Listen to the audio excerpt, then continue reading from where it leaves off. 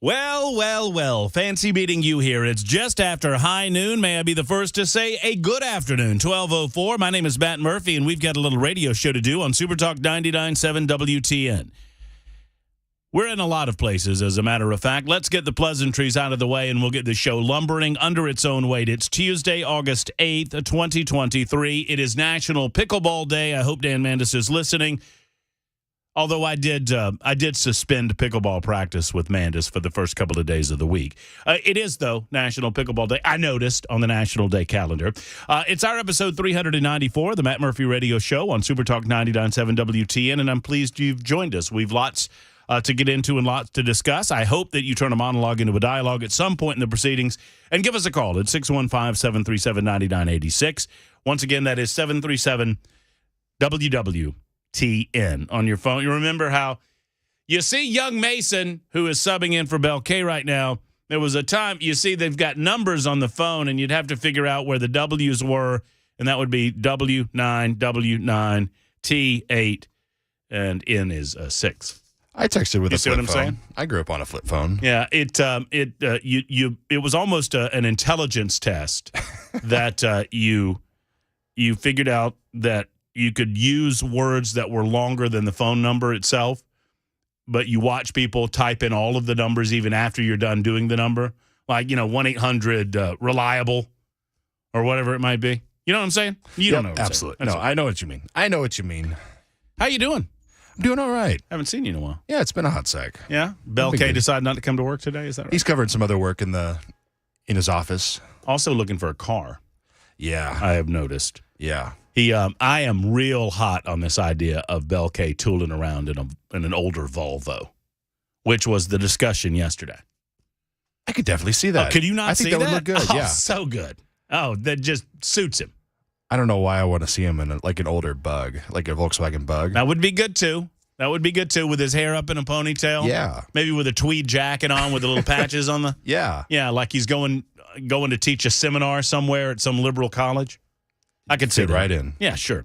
Well, Mason fits right in. He's screening your telephone calls in the absence of Bell K, and you might see him from time to time on the Super Talk television side of things, which is up and running. Super Talk TV on YouTube, Facebook, Twitter, Twitch, brought to you by, in part, F&M Bank. F&M provides the chat line feature where you can speak truth to power, whatever subject matter of your choosing, and there's lots to get into, as I mentioned today.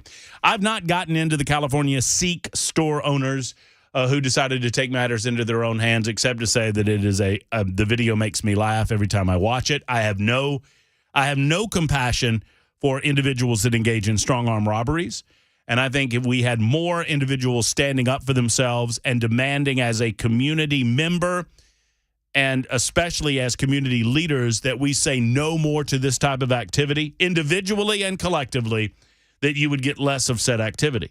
However, when you live in a liberal enclave like California, you become the bad guy if you step up and stand up for yourself.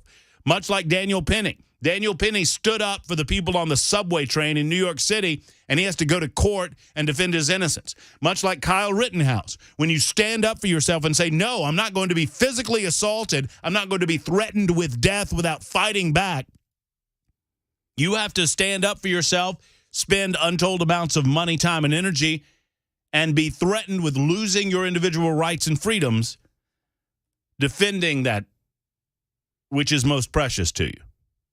It's ridiculous. We live in an upside-down world where the good guys that are trying to protect other good guys become the bad guys because they, quote, go too far. When all of you individuals that are so concerned, and I know we don't have that many of them listening to Super Talk 99.7 WTN, although we welcome all of you. But if you spend a moment feeling bad for the dude who was stealing, like literally a trash can full of cigarettes from these store owners at the convenience store, if you've not seen the video, it's everywhere. It shows it's a guy filming. I don't know if the guy was involved at all. I think the guy was probably just a customer, but he decided to film what was going on, and another guy's standing behind the counter with a trash can, a large 55-gallon trash can, just raking cigarettes into the trash can. And this guy's telling the Seek owners of the convenience store, nothing you can do, man, just, You can't do anything. You can't fight back. Got to wait for the cops to get there. And they decide that they're not going to wait for the cops to get there, and they start beating hell out of the guy with a broomstick. Ow, ow, he's yelling. And I'm thinking, hit him again? I don't care about you. Why would I spend a moment caring about you when you don't care about any other person, and you certainly don't care about law and order? Well, Matt, we can't be taking the law into our own hands. Well, sadly, the law doesn't have the ability to be everywhere at once, and sadly, there are far too many people worried about these types of individuals committing these robberies as opposed to worrying about the people that are getting robbed and giving those individuals the benefit of the doubt. Remember in New York City a couple of years ago when an individual came into, what would that, they were calling the store something special. It wasn't barista, but it was, that's wrong. I forget what they were. You hit me up on the super text line, although I don't have that up and running yet. But there was a guy that was running like a small convenience store, and there's a word for it in New York City, and I forget what it is. And his girlfriend, the customer's girlfriend, was complaining because she says she didn't get a certain thing, like chips or something. And this guy comes in and runs behind the counter and starts roughing this dude up. And the guy stabs him. And he was initially charged with the stabbing of this guy that attacked him. Daniel Penny, another example in a major city. Business owner after business owner told to just allow these things to happen to them in the local community because what are you going to do? You know, they throw up their hands. Well, what are you going to do? You know, we've been through this in America before, in that New York City was a hellscape in the 70s and 1980s until they decided to do something about it. And Rudy Giuliani was one of the architects of bringing that city back to life by saying, you know what, we're not going to ignore the small crimes anymore. We're going to do what we need to do to prevent the small things and lock the people up that are committing the small offenses, because those are the type of people that will move on to the bigger offenses anyway. So we'll talk about it on the show today, as this story resonates with me in a broader fashion than just a video about a convenience store owner having enough and deciding to take matters into his own hands. And we actually did get what those stores are called. We had a couple callers call in. It's called a bodega. Bodega. Thank you very much, Mason. I appreciate that. And thank you, super callers. Thank you, listeners. I apologize. I don't have my super text line up and running, or once I get it up and running, it's going to be 48 different bodegas. This is a topic of discussion for us today. I am told by people that are in the know that the call for a special session in the state of Tennessee for their General Assembly will either be today or tomorrow. That call being initiated by the governor of the state of Tennessee in his effort to find if we have any common ground regarding what we can do or not do involving violence and mass shootings in this state. Governor Bill Lee is expected to make that call. My sources tell me either this afternoon or tomorrow. My sources also tell me that the governor has 10 separate items on that call.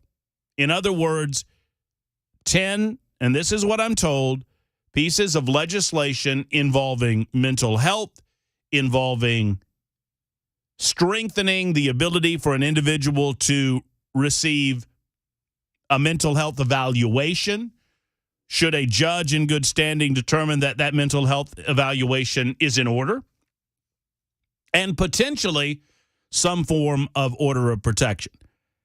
I also, in speaking with members of the governor's office, it's been expressed to me that the governor is concerned that we are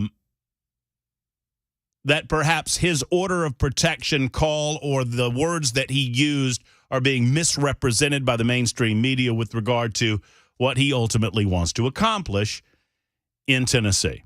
And we'll discuss it over the next several days, particularly when the call comes out and we get some of the specifics. I think, and as much respect as I have for Aaron Goldbranson, Aaron Spradlin, and the Tennessee Faith and Freedom Coalition, I know that they sent out a letter to the governor indicating that they felt like it was the wrong time to have a special session because of threats of violence. I just don't agree with them. I love the Tennessee Faith and Freedom Coalition. What they do for this state and in the short time that they've been here has been great. And I appreciate those guys when they come on the show. I appreciate what they've done with regard to bringing attention to human trafficking, particularly child trafficking, and the sexualization of our children across the United States of America, and what a prevalent situation that is in our country, not just overseas, but also in our country. That said, I just don't believe that you succumb to the will of the mob when it comes to these types of things. Now, I understand the point that if it's not going to come to anything, then there's no point in wasting time, energy, and money to do this. At the same time, the governor's people are saying that they believe there are some things that can be accomplished, that there are some items that all, or at least most of the General Assembly can agree on. So we'll discuss that on the show today as well. That special session call expected to be either sometime this afternoon or tomorrow is what I'm being told. A little bit of lighter and, better news, I guess. Later on today, the city of Nolensville, really all of the state of Tennessee, rooting on the Nolensville Little League team as they take on, I guess, the state of Florida to represent the Southeast in the Little League World Series. If they manage to get back to the Little League World Series, it will be the first time, I believe I'm saying this correctly, in history, that a team has made the Little League World Series 3 years in a row. And they were on the cusp of it last year, and good for them, good for the city of Nolensville, and great for the state of Tennessee. Everything liberals touch seems to turn to garbage. Has anyone noticed?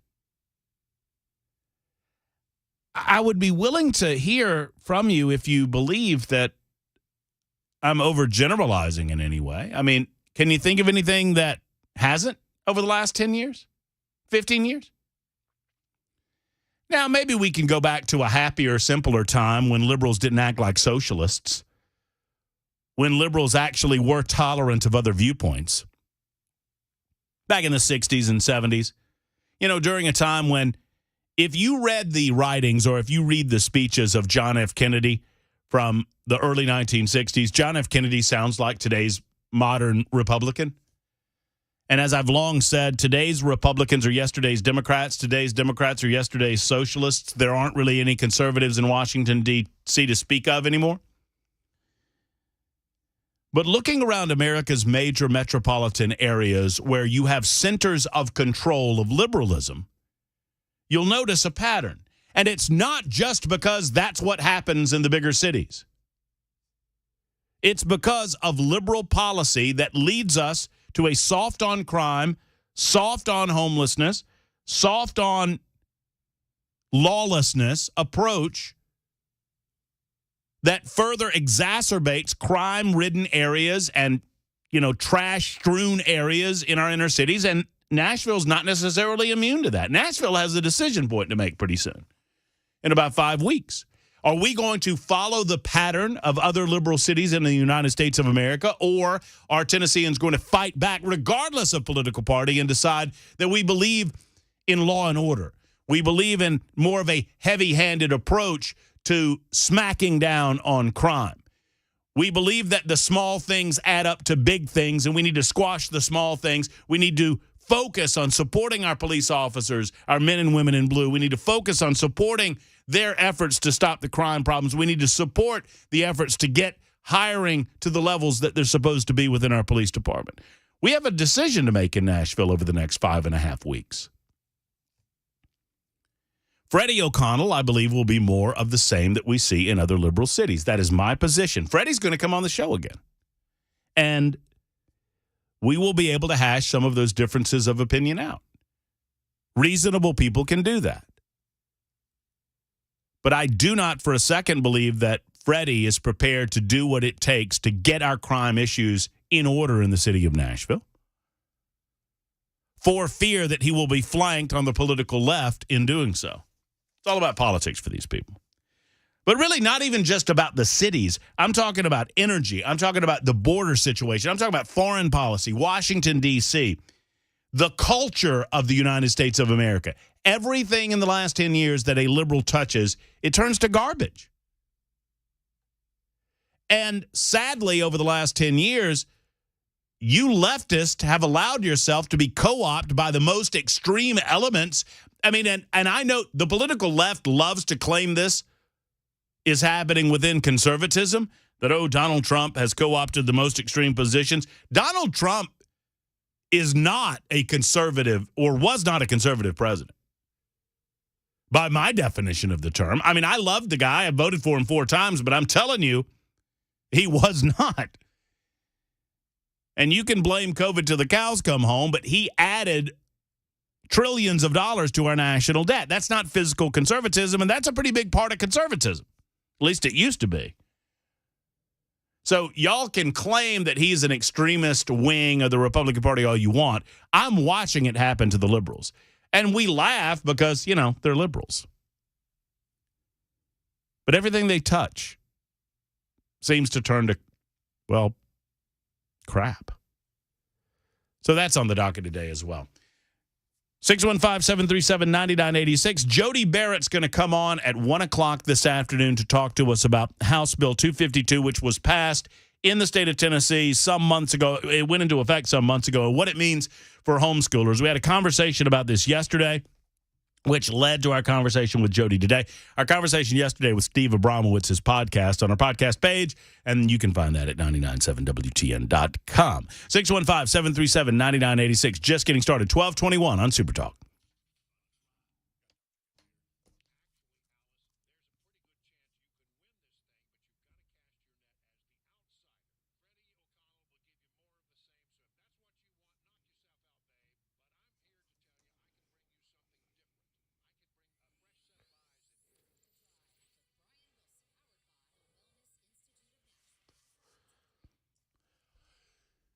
The Dr. Gill Center for Back, Neck, and Chronic Pain Relief is located in Franklin, but anywhere within the sound of my voice, if you're in pain, I want to talk with you about how the Dr. Gill Center can help you. Dr. Gill started over 30 years ago assisting people like you, bringing brand new technologies to our community. Technologies such as laser therapy, the Class 5 laser system, red light therapy, spinal decompression, all of those available at the Dr. Gill Center. Now, it used to be just kind of neck pain, back pain, right? But now, if you have any sort of pain in any moving part of your body, neck, knee, back, hip, elbow, whatever it might be, they can assist you at the Dr. Gill Center, and they will do so in a speedy fashion, and they will do so as inexpensively as possible. As a matter of fact, you can get in and get a complete examination, initial examination for $49, which includes x-rays, a complete finding, a results session where they talk to you about what they found inside of your body and what to do about it without the need for pills and without the need for needles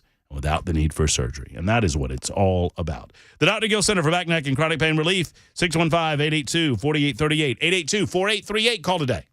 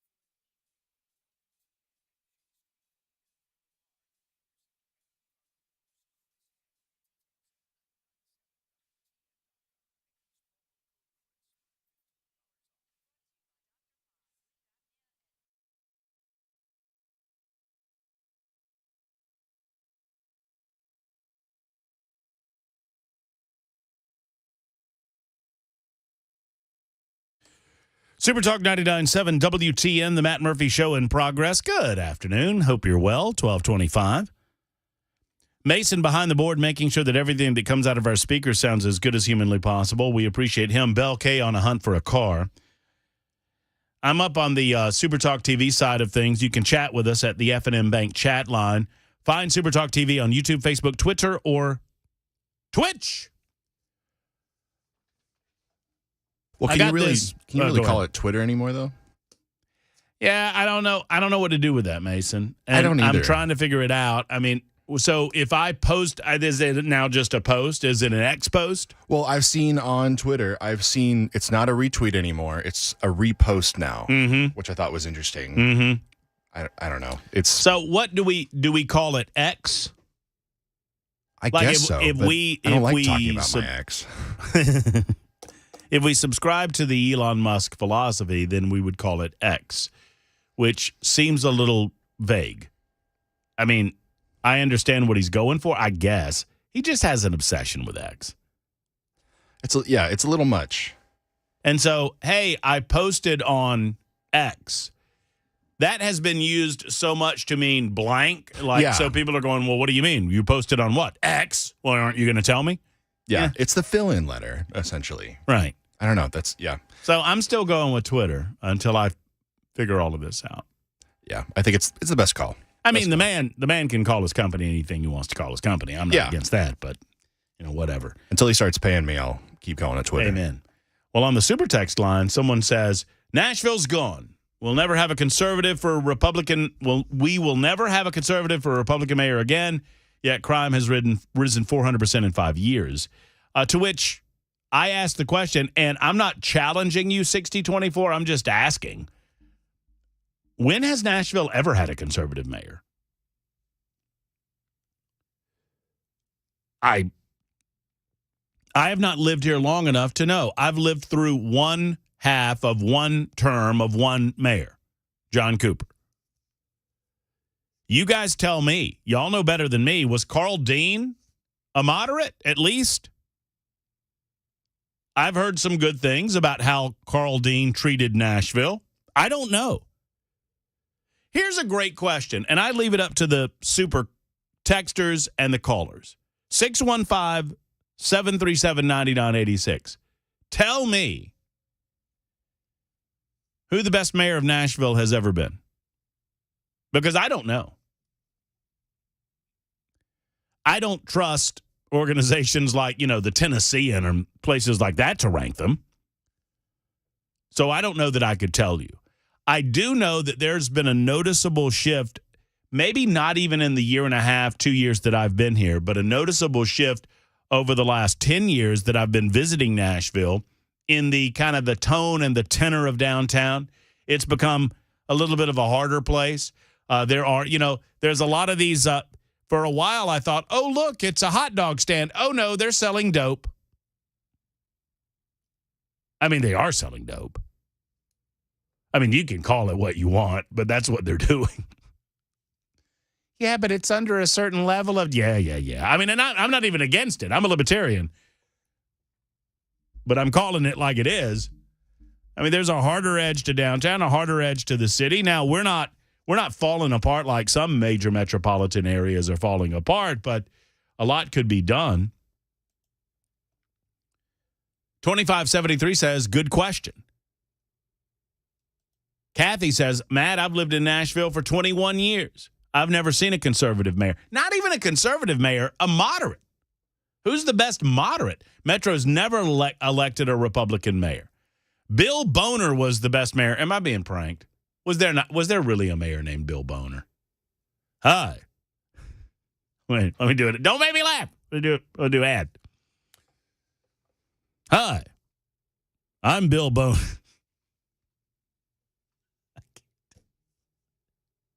Hi. My name is Bill Boner. I'm running for mayor. Giggity. I mean, the jokes write themselves about what a hard job it is, right? I mean, I know I'm up against stiff competition. That's never stopped me before. I'm Bill Boner for mayor. It's 12:30 on Super Talk 99.7. Yes, I believe you. Everyone's saying there really was a bill bump. I believe you. 615-737-9986. Stand by.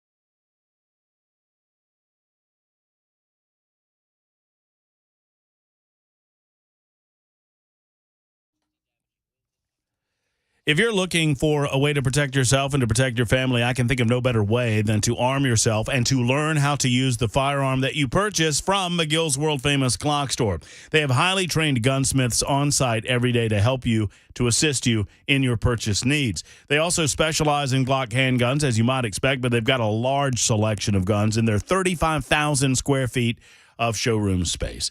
They have different types of performance parts. Many of them they make right on site. They know these parts because they manufacture them themselves. They ship all across the United States of America, and you can buy right here locally in Nashville at the world-famous GlockStore. And they install them for free while you wait. Helpful employees, helpful as the day is long, plus they can help you get trained in a fashion that is consistent with what you need to know about your purchase in order to know how to operate it. 6 different trainers on site at the Shoot 270 rooms, and you shoot in rooms. You don't shoot in lanes because you live life that way. You don't live life in lanes. Go to the world-famous GlockStore website to find out more. Better yet, stop by just off of Elm Hill Pike on Airlane Drive. Tell them that Matt Murphy sent you to the world-famous GlockStore, GlockStore.com or Shoot270.com.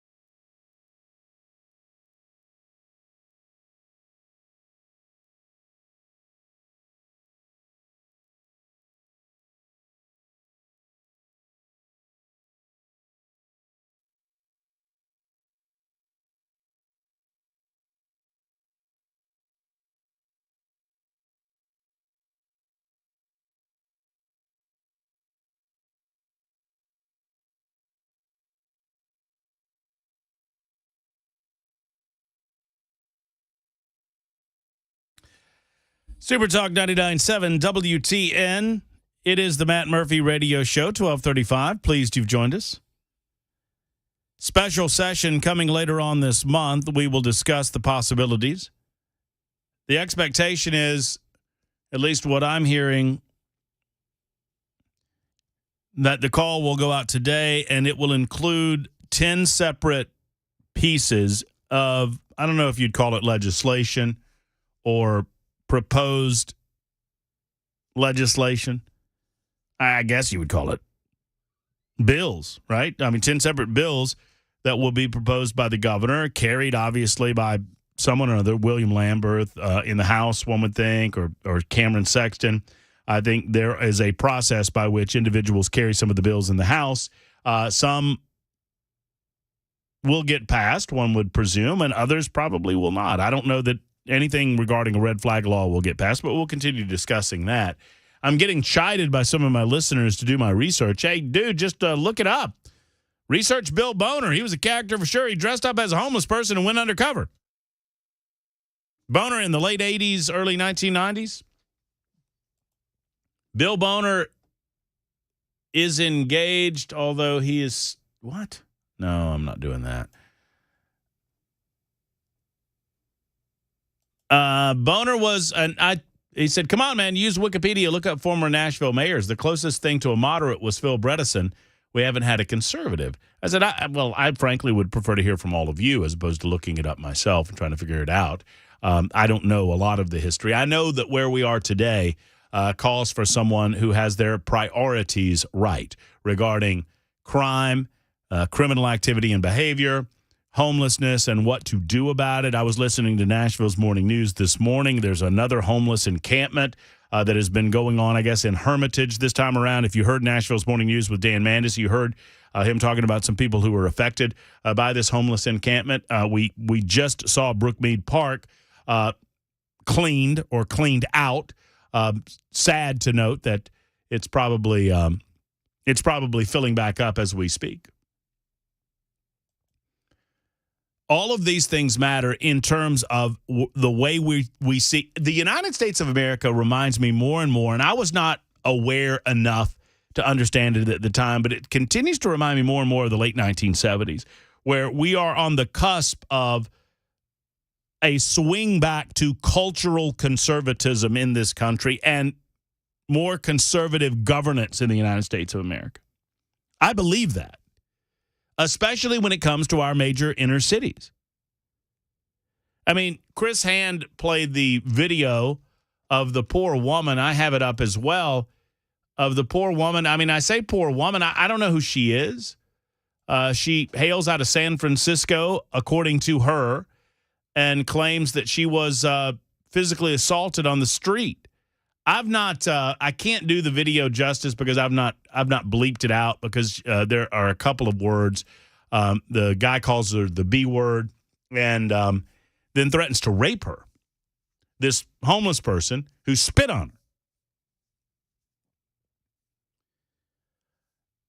And I want to feel bad for her situation, but I also ask myself, well, who are you voting for? Now, maybe you are a little red dot in a bright blue state or in a bright blue city. Maybe you're doing your dead level best to get out of there, but voting matters, and who you vote for matters. And if you believe the clap coming out of liberals' mouths about caring for the American people, you are sorely mistaken. They do not. They do not have answers on inner city crime. They do not have answers on homelessness. They do not have answers on over expenditure of our taxpayer dollars for the purpose of trying to, quote unquote, solve these things to no good end. They don't have answers on these things. And it seems to me, I mean, where's the best major city in America? Are we it? Are we it? I don't think we're it. Houston? Maybe. Houston's pretty good. I can't think of one. John writes in and says, Matt, Bill Boner was also a congressman. Well, there's a lot of boners in Washington, D.C. Why not one more? Joe is in Millersville. Hey, Joe, how are you? Hello, Joe. Mama Ray, yes, sir. You're talking about conservative mayors. I'm 62 years old, and I'm one of the few people left that was born and raised in Nashville. And we had a mayor back in the 70s and the early 80s named Beverly Briley. Briley Parkway is named after him. He was a Democrat, but he supported Ronald Reagan and also Richard Nixon. I remember it because I was a child, but I remember it to this day. For what it's worth. Well, and obviously he did some pretty good things. He's got a parkway named after him, right? Yeah, he was an old school mayor. The good old boys, backroom type.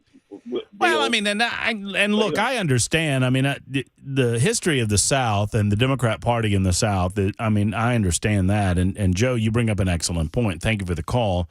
That everybody was Democrats back in the day.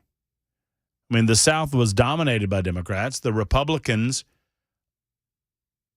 were non-present in the South until really the 1980s. So it's only a recent phenomenon that we've seen. I mean, when did the General Assembly in Tennessee turn red? 2010? I bet it was 2010. I know in Alabama it was 2010. Alabama had a Democrat majority legislature until 2010. Today, you could throw all the marbles you wanted in the state house and you wouldn't hit a Democrat.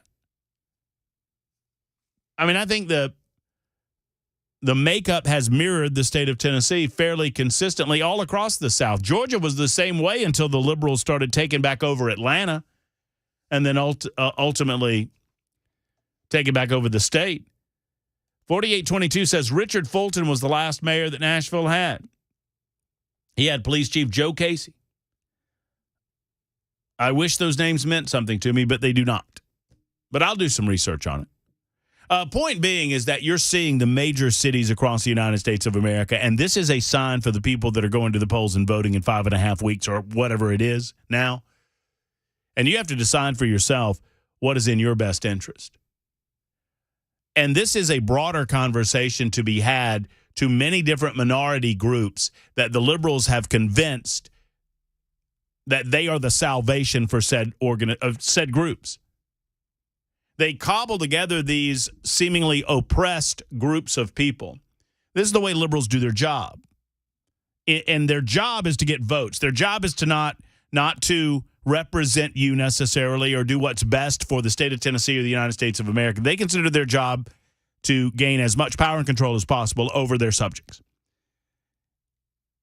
And in order to do this, they have to create identity classes. And they have to convince those identity classes that they are being oppressed by a mysterious oppressor. You're a victim and there's an oppressor. There has to be an oppressor if there's a victim, and you have to be a victim to be saved. Who saves you? The Democrats. Sadly, the vast majority of the African-American community has been on the Democrat plantation all of my life.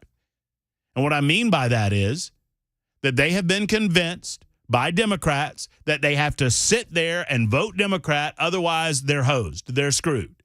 And it's not true. As a matter of fact, Democrats have done more to harm African Americans in this country over the last 50 years, really the entire history of their political movement.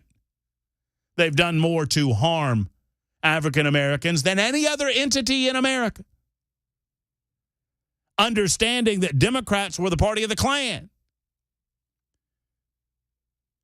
Democrats were the party of the segregationists. Just ask Al Gore Sr. about all of that. The left claims to care about these groups of people, not just African Americans, but other minority groups. They're trying to do the same thing with the gay community. They're trying to do the same thing with the quote-unquote transgender community, as small as that identity group is. But they have to cobble all of these together. Why do you think the Democrats, while our inner cities are falling apart, are allowing millions of people to pour across the southern border? It's all about votes. They have to create another victim class in the form of illegal aliens that they will promise to come and save. They can't save you if you get out from under their thumb. That is the oxymoron of what the Democrats promise. They want power and control. In order to have that, you have to be under their thumb. And in order to succeed in America and to fulfill the promise and the premise of liberty and freedom, and someone who wants to get it done can get it done, you have to get out from under that thumb, and they can't have that. It baffles me. It sometimes baffles me how so many of these minority groups, and I don't use minority in terms of race there, I use minority in terms of small groups, have bought into this nonsense. And that's what it is. We'll see in 5.5 weeks whether Nashville decides that it wants to go the route of some of our other sister cities, like Birmingham or Charlotte.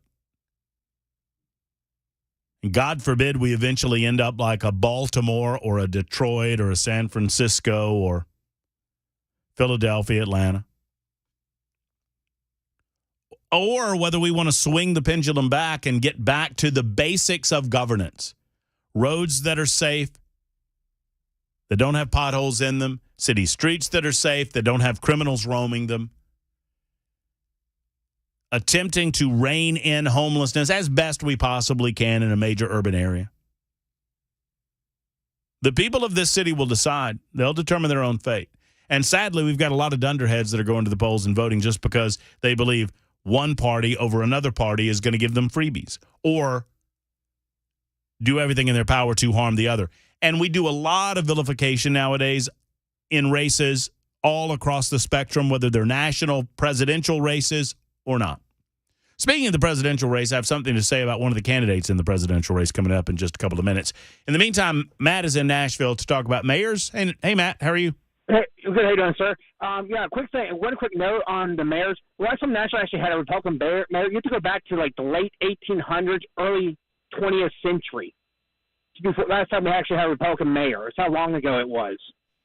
But in the second point about, on your point about Democrats playing the victim card now and this game call and all of that stuff, what I find so ludicrous, and well, not ludicrous to say, funny, is the fact that they don't even acknowledge their history, or the fact they didn't realize that the father of the Democratic Party was President Andrew Jackson.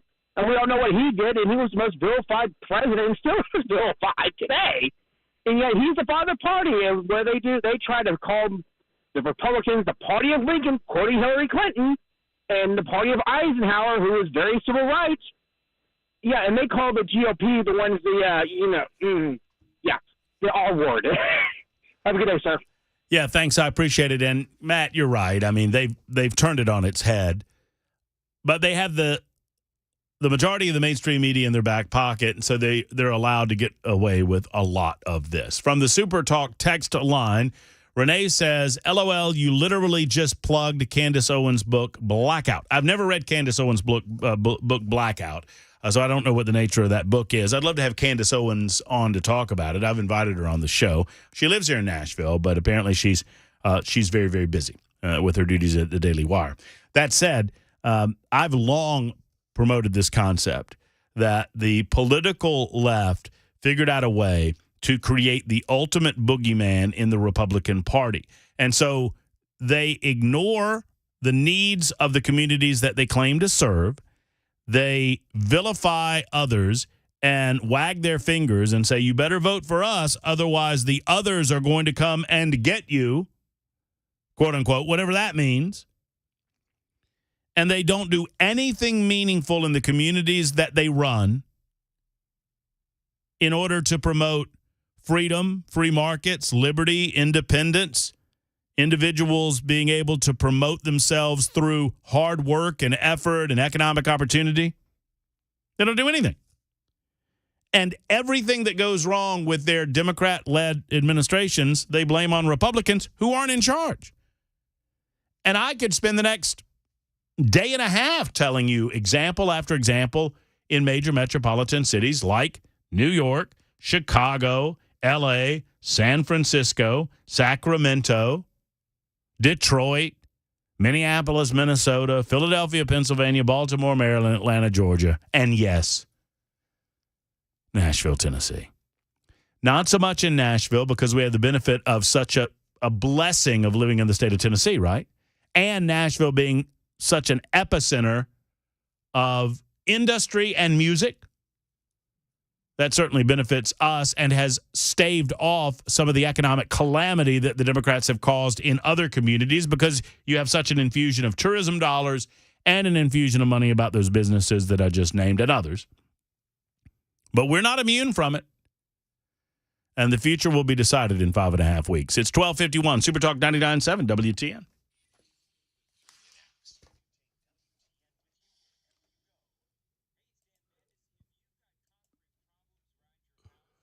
Hi, I'm Paul Winkler. There was a recent study by J.D. Power looking at how happy investors were with their advisors, and it wasn't pretty. What they found was only 11% of the respondents said that they were getting comprehensive financial planning, that the fees were clear, and that they felt that the advisor was acting in their best interest. Not a good picture, 11%. Now, one of the things that we do is we do comprehensive planning. We fit all of those bills, number one. But one of the things I want to talk about is in the financial planning process, what I think it ought to look like and what is available that people aren't getting. And one of the things is called probability analysis. So in essence, this is what we're talking about. We're trying to accumulate money for retirement, put money aside, hoping that we'll have enough so that we can have income throughout retirement. And what we find is that people have Social Security, they have pensions in their financial plan, and they also have investments. Now, with their investments, we want to do something very specific that it really requires quite an academic background to do this. And this is where we look at the cost of capital of the various things that you own in your investment portfolio. It sounds scary, it sounds really detailed, but here's the idea. Is if we look at various asset classes like large stocks and small stocks and large value and bonds and so on and so forth, we know the expected return or the cost that these entities have to pay to use your money. So we can come up with an expected return of the portfolio. We can also come up with what's called standard deviation, or how much that portfolio return may deviate from the expected return. Now that's a whole other video, but what I want to do is show you how we use this. If I look at a financial plan and I say, well, you got this area, this area, this area, what I can do is I can say, well, based on when you want to retire, this is how much income you can take, and here's the likelihood of being able to have this income survive throughout your entire life. And the way it works is this. If I take a portfolio and I say, there's the expected return, I can look at history and say, well, the way your portfolio is designed, how might your one-year returns vary from the expected return, the long-term expected return? Well, what we know from academic research is that portfolios well designed and properly managed in ways that I can't get into right now, it's too complicated, portfolios actually close in an expected return, but we don't know what the short-term returns are going to be. So what we do is we project out and say, well, what if the return that happened in 1936 is followed by the return that happened in 1975, which is followed by the return in 1995, or what if it's reversed? What if they happen in different orders? And we can do 1,000 iterations, different variations on when those and how those returns may come in.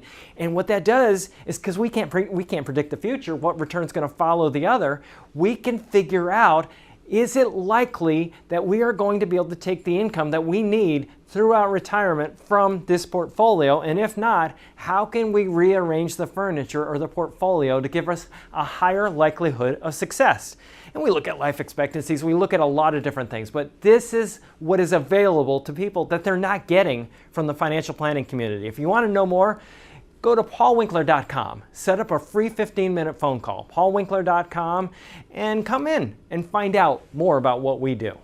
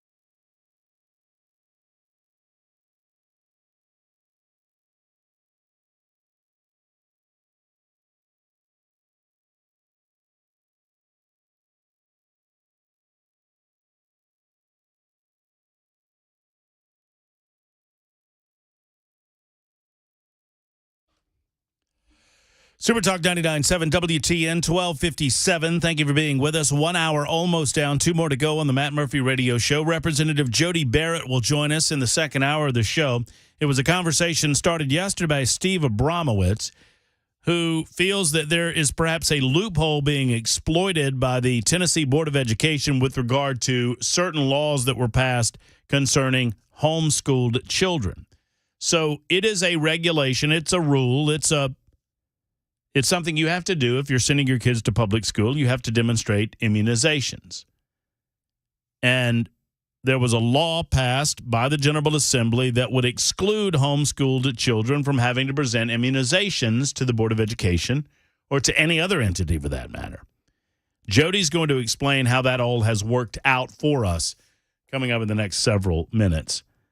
And I know that many of you parents might be scratching your heads. It's a little more convoluted. I had a great conversation with Jody yesterday afternoon about this. It's a little more convoluted than you would think, because it's not just are you in public education or are you not. There are school systems that are privately run that are required to offer immunization forms to the Board of Education, Tennessee Board of Education. Some students some of these systems act as an umbrella to catch some homeschooled students with regard to extracurricular activities in particular, but these students are being primarily homeschooled. And the question is whether those students have to present immunization to the Tennessee Board of Education or not.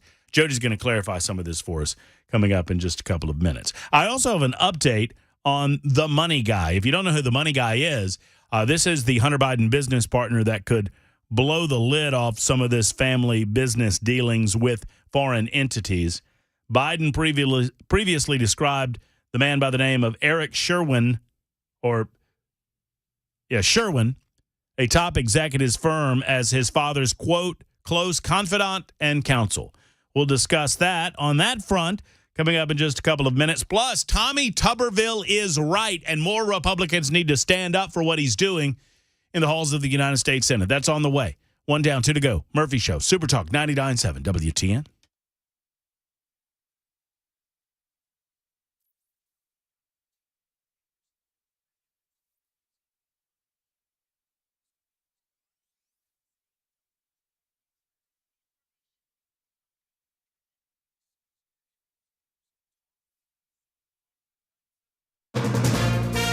From ABC News, I'm Michelle Franzen. Poll officials show voter turnout in Ohio is up compared to other special election years. Voters are deciding whether to lower the threshold needed to change the state's constitution. That outcome could affect a measure later this fall on abortion access.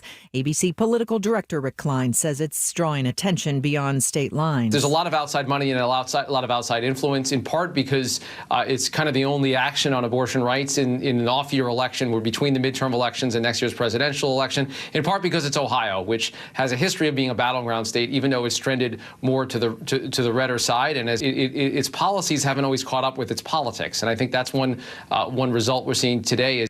Authorities in Alabama will hold a briefing this hour related to the brawl on Montgomery Riverfront Saturday, and there could be arrests. The incident, caught on video, shows a black crew member attacked after he tried to move a pontoon boat that was being used by a group of white men that was docked. The worker was trying to make room for a large riverboat. ABC's Andrea Fujii says it escalated from there. The fight turning into a full-on melee. The violence escalating. One man was detained after using a chair as a weapon. According to Montgomery's mayor, officers detained several reckless individuals for attacking a man who was doing his job. Nearly 350,000 customers still without power across states hit by volatile storms Monday. The Mid-Atlantic makes up the bulk of those outages. Baltimore Gas and Electric Company CEO Kareem Kazami says crews are working nonstop, but it could take another few days for many households to be up and running. We do expect to have 80% of our customers restored by this evening, 90% by tomorrow evening, and we will continue to work until every customer is restored. Severe storms also throwing a snag into travel plans. More than 1,200 cancellations so far today at area airports, and the storm is being blamed for at least 2 deaths. You're listening to ABC News.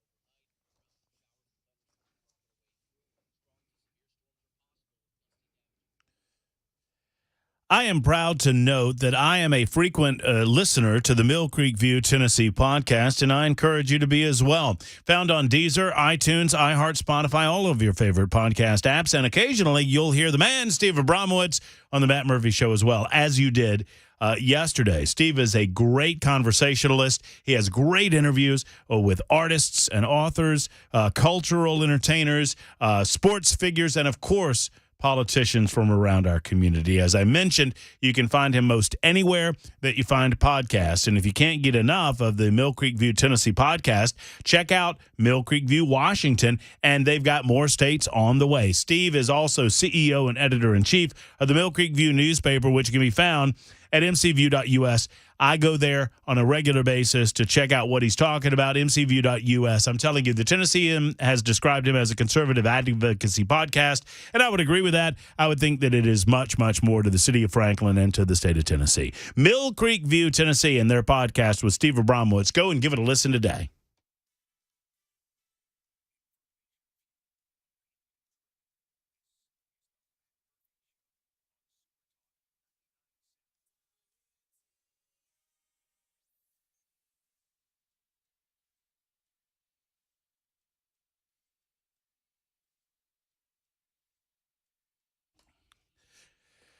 Here we go. It's the Matt Murphy Radio Show, Super Talk 99.7 WTN 106. In a moment, we'll speak with Representative Jody Barrett concerning HB 252. I think that's right. I hope my memory serves me right there. Jody will be able to tell us. One way or the other, it involves homeschooling and the requirement by the Tennessee Board of Education to have vaccinations for certain children and not vaccinations for others, be they homeschool or otherwise. We'll get into that in just a moment. A conversation that we were having in the first hour about how liberals have destroyed major metropolitan areas around the country. They really destroy almost everything that they touch, whether it's cities or crime, our energy policy, our border security policy, foreign policy. Yesterday, was it yesterday? Yeah, it was yesterday. 3 Democrats, Senator Catherine Cortez Masto, Representatives Dinah Titus and Susie Lee, 3 Nevada congressional Democrats, were in Las Vegas to promote something called the Combating Organized Retail Crime Act of 2023, which all 3 have co-sponsored. These are individuals in Washington, D.C. This is the federal government, mind you. The proposal would give federal prosecutors increased power to go after organized theft rings, which comes in response to an increase in inventory shrinkage. That's what they're calling it. Shrinkage! It was shrinkage! Inventory shrinkage at businesses large and small. In other words, because of the soft-on-crime approach that many liberals have taken in major metropolitan cities, you've seen a growing number of bands of roving thieves that just bust into stores and commit to a smash and grab and dare you to say anything about it or do anything about it. So now, instead of recognizing that these liberal policies in these local communities have failed us and these liberal district attorneys have failed us, the prosecutors that aren't doing their job have failed us, now Democrats on the federal level want to somehow federalize charging these criminals with the crimes that they commit. Does that make any sense? So you're having it both ways. You're promoting the political policy that lead to the ramifications that we're seeing in our major cities. And at the same time, on the federal level, you're claiming that you're going to do something about it to give federal prosecutors increased power. How about just get some cops on the beat, man, and support the police instead of screaming, defund the police? How about getting our hiring practice in line and getting our budgets in line with hiring more police officers and empowering them with the ability to arrest these thugs and electing prosecutors that are actually going to go after them? In the meantime, if you've seen this doc video from Montgomery, Alabama, the national media is desperate to make this a racially based case. We'll talk about that coming up in just a couple of minutes as well. Representative Jody Barrett joins us on the program to talk about a subject that came up yesterday regarding homeschooling and vaccinations for our public education system. And Representative Barrett joins us on the Matt Murphy hotline right now. Hey, Jody, how are you? I'm good, Mr. Murphy. How are you today? I'm fabulous. Fabulous. Are you ready for a special session, sir?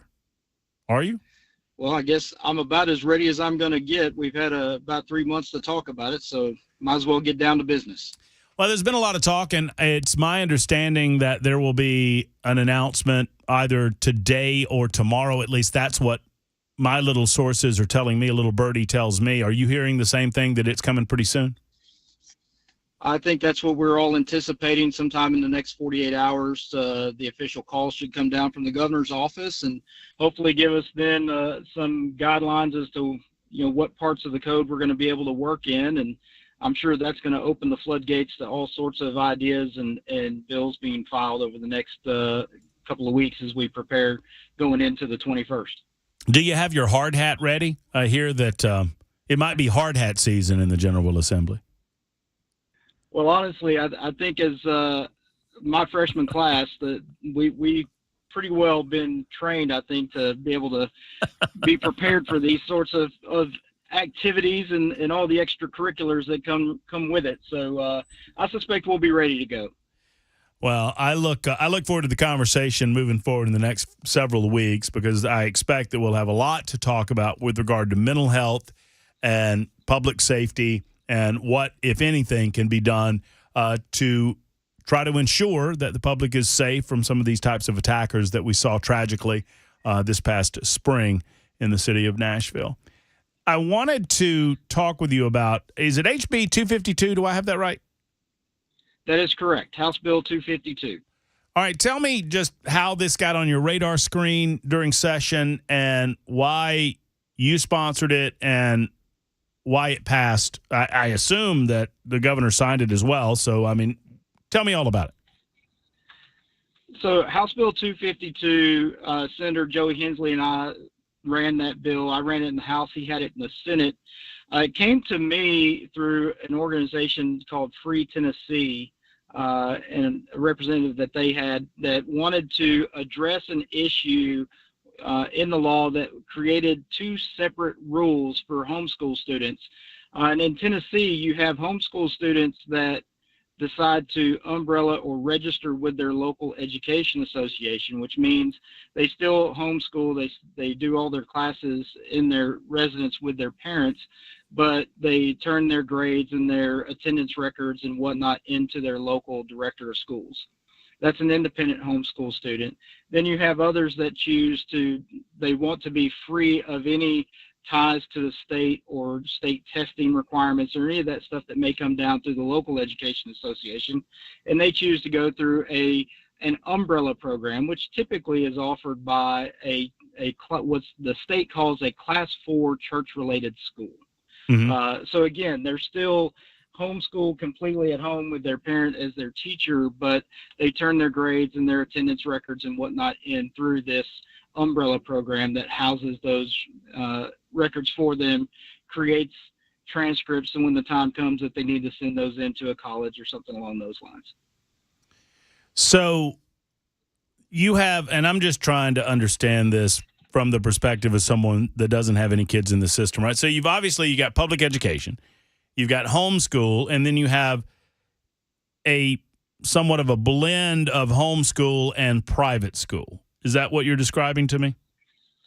Well, it does get somewhat muddied in the waters in that there are homeschoolers that are 100% homeschooled, but their affiliation or their tie that they have is tethered to, their balloon is tethered to a private school rather than through the public school system. But there are also students that attend these private schools in some sort of hybrid manner, and maybe they're only going to classes 2 or 3 days a week at a private school and 2 or 3 days a week at home. So it does get quite muddied, and it makes it difficult, I think, for the state to create guidelines that are clear for everyone. So what House Bill 252 was trying to do was clear up a situation where the law required independent homeschool students to do something that these private school students had an option to get out of, and that was they were required by law to report their immunization records directly to their local director of schools, even though they did not attend school in public schools. They didn't participate in any activities or anything along those lines. And so the bill was designed to try to clean that up so that they had the same rights to privacy and freedoms that other homeschool students had. So what is the loophole, or what is the confusion on the part of the Tennessee Board of Ed? I'm hearing that the Board of Education is still asking for some of the documentation, and some within the system are saying, hey, we don't have to give you that anymore because of 252. What do you know? Well, this gets a little wonky and gets off into the weeds, but essentially there's a statute in Tennessee Code that's, I believe it's TC 49-6-5001, for those that are listening that want to go look it up, that gives the Department of Health the authority to make all of the rules and guidelines for public school students and Class 4 church-related school students as far as what they're required to produce in order to attend school. Included in that is the Department of Health has the right to make the list of what immunizations are required for school children to attend school. Well, part of what we did with House Bill 252 is we changed some language in two different statutes. One was the statute that expressly required independent homeschool students to report their immunization records to their local director of schools. The other statute was this 5001, in that we changed the definition of what a school is to expressly remove homeschool from that definition. And that's where this confusion is being caused in the rulemaking process. So the statute's been passed, signed by the governor, and is in effect, but now the Department of Education and the Department of Health are going through the rulemaking process to tell Class 4 church-related schools what they are required to produce and obtain from their students in order for them to attend school there. And this change in the definition of what a school is causing some consternation between homeschool parents that don't want to produce that information in the state that still thinks that maybe they have the right to ask for that. Well, did 252 not clean all that up? Well, I think it did. And I think maybe that there's just a misunderstanding in the rule and the application of that rule. And so currently I'm in the process of going back to the Government Ops Committee to ask them to review this rule and the definition that they have adopted in order to make sure that the interpretation of what House Bill 252 lines up with what we think it was accomplishing. So, I kind of revert back to what was the idea behind requiring immunizations to begin with. And I suppose it is to prevent outbreaks of certain communicable diseases.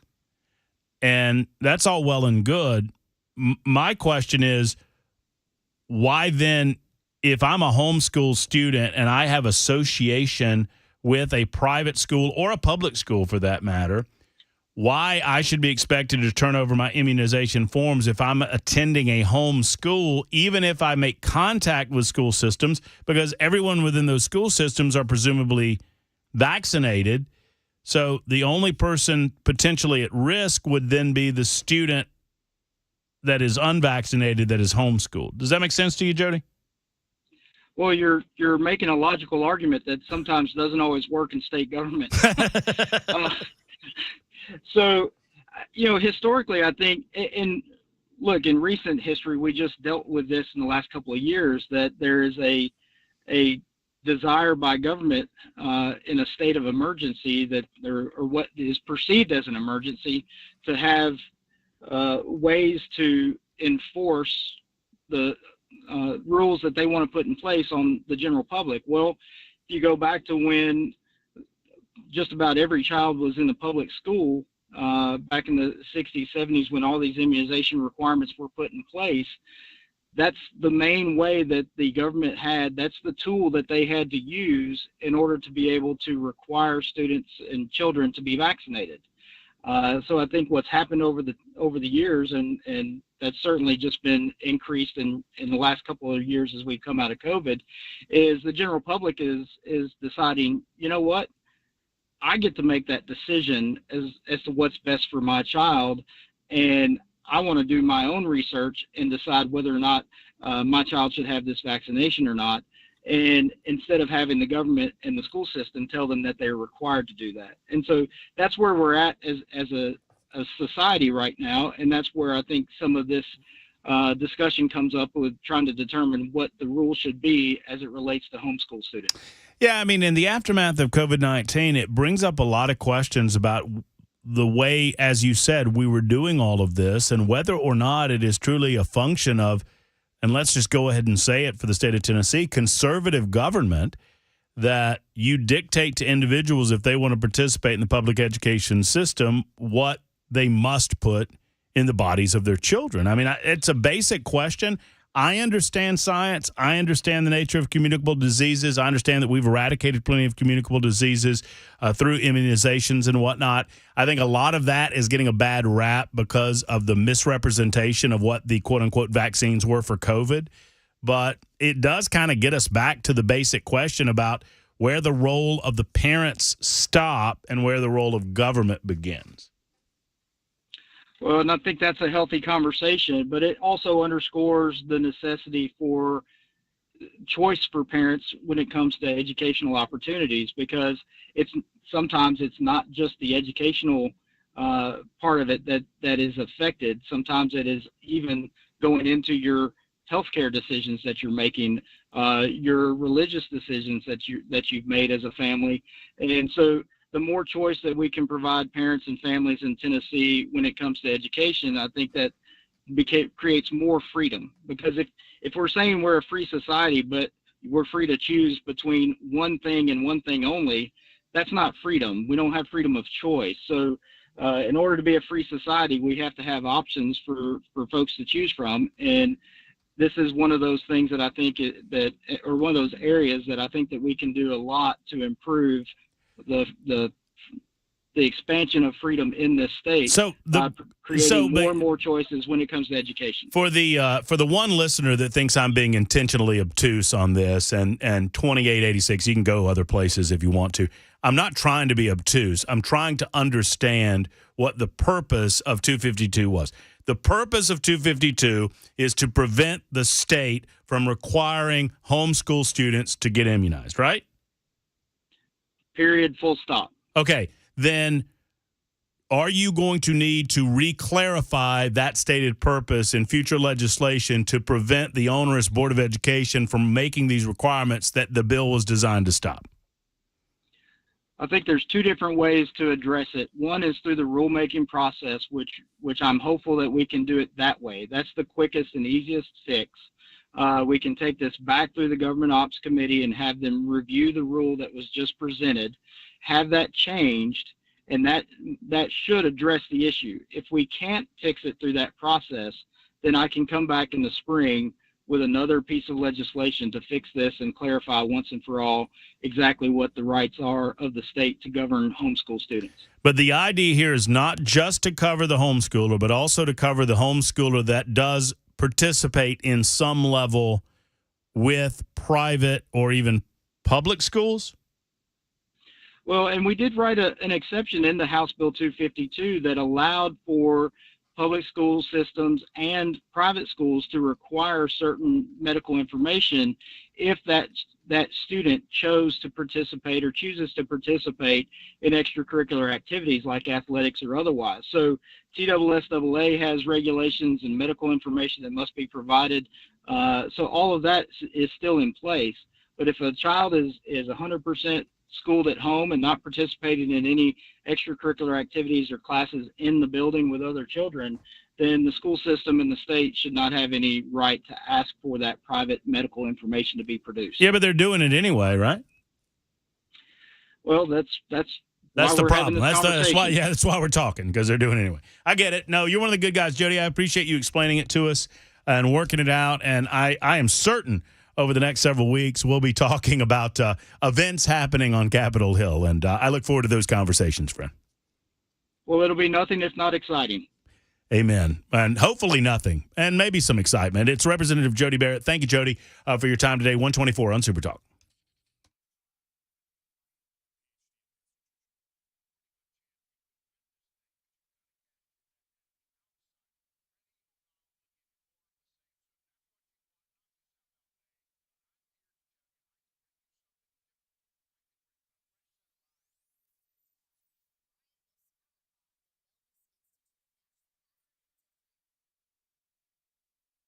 So I'm right at 25 pounds, a little less the last weigh. It was about 23 and a half. I'm going to be just real specific, but that was 6 days ago. So I feel like I am over the quarter century mark in terms of weight loss now. We'll find out more about that tomorrow, and I'll report back in. I speak with Rachel tomorrow. I'm excited about it. It's my weekly consultation with my PhD weight loss dietitian. It is doctor and dietitian developed. It's individually delivered, and I am a testimony to the fact that it works. Folks, this is easy. It is structured. I needed that. It is supportive. You've got a weight loss counselor that talks with you on a weekly basis, talks to you about the pitfalls and, the trials of going through the way. I mean, look, bottom line is this. If you want to lose the weight and you're looking for a way that works, that doesn't leave you hungry every day, that leaves you eating on a daily basis 5 times a day, is how many times that I'm eating, so much so that I never find myself hungry. The average guy loses 3 to 5 pounds a week. The average female, 2 to 3 pounds a week. And folks, if you've been on the PhD program, you know that this works. I mean, it is successful. And they set a goal for you on the program. You do that in consult with your consultation. And if you don't get within 5 pounds of your target weight by the end of your program, PhD will continue to coach you for free until you do. That's the PhD guarantee. Go to myphdweightloss.com to find out more. And I encourage you to get on this program with me and lose the weight you've been trying to get off this summer. myphdweightloss.com.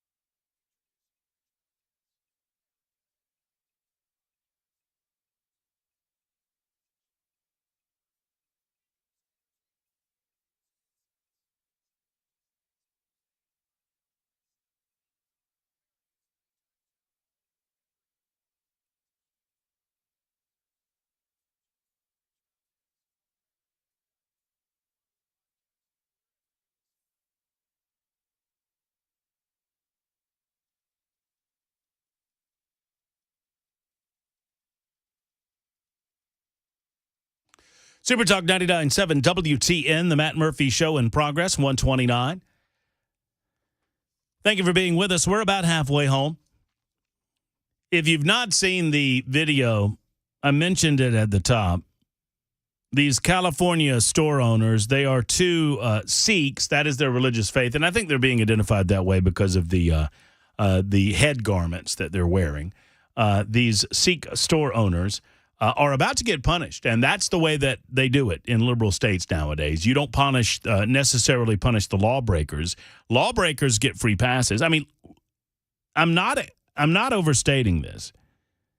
The same individuals that are about to get punished and get arrested, even if this individual that was engaged in a strong-arm robbery of their store had been caught by the police, according to the local district attorneys, that individual would have been released without bail, because liberals make an argument that requiring a bail provision in a way to get you back into court is somehow illegal based on the ability to pay, is the argument. So they don't require bail for this schmuckhead that runs around stealing cigarettes from convenience stores, had apparently stole several times from these business owners before they absolutely lost it. I love it. I love what the business owners did. If I were on the jury, there's a concept called jury nullification, in which even if I understand what the law is, as a juror, if I disagree with the law, I can nullify a verdict through jury nullification. An example, if I were on the jury and these two store owners were on trial for assault and battery, you would not get a conviction out of me. You just wouldn't. Well, yeah, Murphy, but don't you feel like they went above and beyond? Yes, I do. Don't you feel like they were hitting them when they didn't have to? Yes, I do. Don't you feel like that constitutes assault and battery? Yes, I do. Well, then you have to vote guilty. Nope, I sure don't. I've long stated, and this was way before, CBD was around and recreational marijuana laws were passed in a variety of states, that if you get me on a case where someone's accused of having a small amount of marijuana in their possession and you want to try to put that person in jail as a result, you're not going to get jail time from me, because I don't do that, regardless of what the law is. That's called jury nullification, and I'm all about it. From time to time, you kind of have to make a stand. Just like those two Sikh owners made a stand in their store. It's 132, Super Talk 99.7, WTN.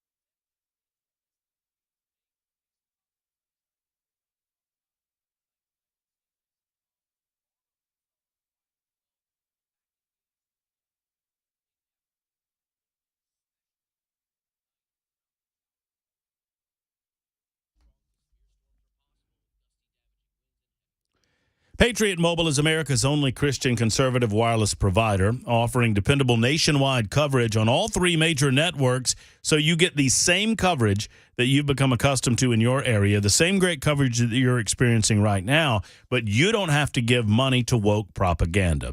Hey, friends, it's Matt Murphy for Patriot Mobile. When you switch to Patriot Mobile, you send a message that you support concepts like free speech, religious freedom, the sanctity of life, the Second Amendment. You support our military, our veterans, and our first responder heroes. And Patriot Mobile does as well. Sadly, some of the big boy mobile companies, they don't, and they spend a lot of their money on various programs that you don't support. Well, it's time to take your money back and put your money where your mouth is. They have a 100% U.S.-based customer service team, and switching is a breeze. Like that. All you do is call, you switch, you keep your phone number, and you switch over to Patriot Mobile so you minimize the amount of money going to the woke propaganda. Free activation with the offer code Murphy. That's MURPHY. Free activation with the offer code Murphy or 878-PATRIOT and tell them that Murphy sent you. 878-PATRIOT for Patriot Mobile.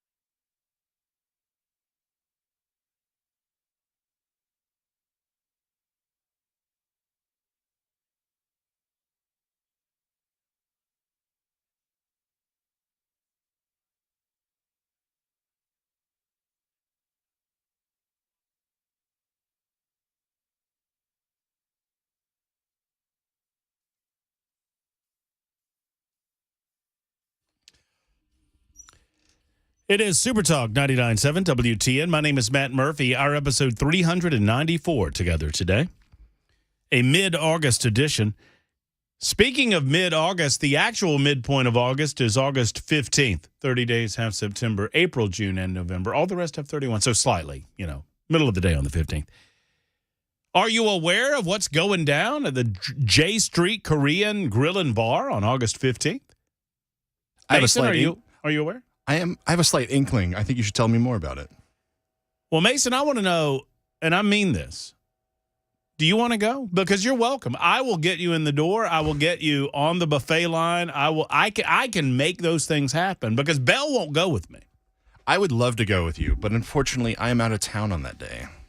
That's unfortunate. That is unfortunate. I'll be up in Indianapolis. What about Mac Morey back there? Is he interested? Mac says he's working. Never mind. Forget Mac Morey. Working. I'll get you a doggy bag. How about that? Yeah. A little something, something? Yes, please. Keep it packed in a can. I was packed in a what? A can. Canned meats. Oh, yeah. Like potted and otherwise. Yeah, I remember that. You still got the taste in your mouth just a little bit, don't you? So J Street Korean Grill and Bar, not to be confused with J Street Korean Bar and Grill. It is a wonderful establishment. I was by there just the other day when I was up in Hendersonville for the See You at the Library event with Kirk Cameron and Riley Gaines. So you're invited to be a part of that event. And believe it or not, Chris Hand has shown that his presence on this radio station is of value to you because if you use offer code Chris, not offer code Murphy, not offer code Wilson, not offer code Mandis, offer code Chris, you get $15 off your ticket. How about that? That's pretty cool. So thank you, Mr. Hand, for that. We appreciate you. You know, if you're here and if I'm here, isn't it our time? And what's wrong with a little Korean barbecue on our time? If you get the reference, you get the reference. And if you don't, I can't help you. That said, it's on the 15th. Go to 997WTN.com for more information. 997WTN.com to buy tickets and other information for the event. Be there. I'd love to see you and hug your neck. 139 on Super Talk 99.7 WTN. Before I get into Tommy Tuberville and his stand against political wokeness in the military, let's talk to Steve in Murfreesboro. Hey, Steve, how are you? Hey, man, how you doing, brother? I'm well. Good, good. Hey, one thing that is absolutely being missed by most Americans is when the Sikhs started hitting this gentleman, they were doing it the way that the rest of the world does, hitting below the waist, administering corporal punishment with a wooden instrument. It's done throughout most of the world, actually, most of the Eastern world anyway. And I think that's something that's just missed on Americans. Most Americans, when they're in a situation like that, first thing they're going to do is go for the head. And not so in the rest of the world. You've heard of Turkish revenge, where you can stab someone below the waist? It's the same idea. These guys were just giving corporal punishment the way they would do it back home. Well, one way or the other, whether they learned it from back home or they had just gotten sick of it and it happened that way, if you got me on, I understand the argument that you can't go around administering this type of punishment willy-nilly in a civilized society. But, Steve, if I'm on that jury, they're not getting convicted. They're just not. Me either. They're just not. There's no way they'd get a conviction out of me. God bless them. Well, Steve, I appreciate the telephone. God, you're right. I think that there is a – who was the guy? Wasn't his name – I promise I'm elephantine when it comes to these things. Hold on. I'll get it. Mason, fact check me on this one. Otto Warmbier or Warmbier. B-E-I-R, I think. I want to say Otto Warmbier was the guy that was caned because of ripping a poster down. He was accused of stealing a poster or something like that in Korea. And he was subsequently tortured and caned. I may be mixing up two stories. There was another guy. No, that's on the nose. He was held as a prisoner in North Korea and was caned. There you go. And he was viciously caned over a period of time. And by the time Donald Trump was able to secure his release, sadly, he was he had mental issues as a result of his captivity and his caning, and he eventually died. He died the Monday after being freed from North Korea. Wow. In early 2016. There was another individual that was caught, I want to say in Singapore, and they take this stuff very seriously. They don't believe in the casual freedoms that we enjoy in the United States of America over there. And there was a guy that got caught putting gum on the sidewalk or throwing out gum or in some form or fashion littering to the point that he was caned as well. So, yes, caning is a form of corporal / punishment in other parts of the world. We don't engage in it so much here. Frankly, I think we need more forms of corporal punishment in our educational institutions. I remember I got a quick story. Ms. Boyd. Ms. Boyd was my 7th grade social studies teacher. Ms. Boyd, this was in 1984. That would have been 11. Probably 85, 86. And I had no awareness, obviously, as a child of what was going on in the world in 1985 or 86. But Ms. Boyd, I learned later on, was very much an activist in some social movement causes back in the 1960s and 1970s, particularly when it came to desegregating our school systems. Ms. Boyd was an African-American teacher, and by and large, a good teacher, but she had an attitude. And she didn't like smart Alex. And I was most certainly a smart aleck. No. No. Yeah. Mrs. Boyd caught me chewing gum one day, and she was pretty infamous for her paddling. We actually had paddling back then, and you didn't have to call your parents. Nobody called your parents to give you a paddling. Maybe there was exceptions for certain students. Maybe parents sent notes. My grandfather was not one of them. So, if you want to wail on me for something I've done at school, by all means, go right ahead. And I got caught chewing gum in Ms. Boyd's class, and that immediate detention during lunch. So the next day, I was supposed to go into Ms. Boyd's class during lunch and spend my lunchtime in her class as detention for chewing gum the day prior, because my social studies class was after lunch every day. Well, when a day goes by in the life of a 12-year-old, you forget things. And I forgot to go to Ms. Boyd's class for lunch to serve my detention. And so when I got to her class, she said, "You missed my detention. You need to come out with me in the hallway." And I'm in danger. Yeah, I was in danger. I got 3 licks from Ms. Boyd. And this woman, I'm telling you, I watched her do it. Right, you put your hands on the wall, the lockers are on the other side and then she went back. And when she went back with her paddle, she did so in a manner to make sure that she did not disrupt her swing from the other side of the hallway. And she came down on me like a ton of bricks, and all the anxiety and the frustration of all of those years of working for her civil rights came out through her paddle right into my rear end. Whammo! And that was just the first one. 3 licks chewing gum. And I admit, I had maybe a tear or two. I mean, it was bad. Maybe a little squirt coming out the left eye.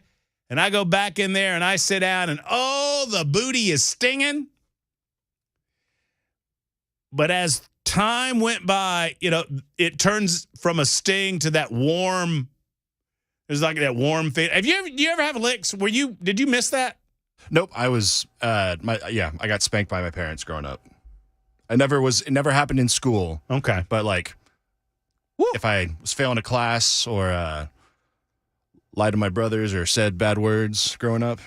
I mean, there's no child. And I guess the ultimate point is, and while we don't condone random vigilanteism, I certainly wouldn't convict it or create a criminal case out of it when it comes to these Sikh store owners. At some point, certain things tote an ass whipping, and that's what this toted, and you would not get a conviction out of me should I be sitting on the jury. We need more of this in our childhood. I am as serious as a heart attack. We need more corporal punishment in our childhood to recognize that there are certain actions that are unacceptable in civilized society. And if you engage in those activities, you can expect to be punished on some level, whether it's corporal or otherwise. And these little timeouts, give me a break. Come on, man. Sarah's next in Nashville. Hello, Sarah. I'm glad you called. Good afternoon. Oh, hi.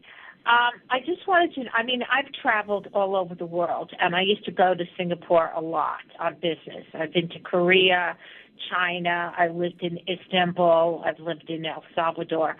But the thing is, the kid in Singapore, I think it was under Clinton, he got in trouble.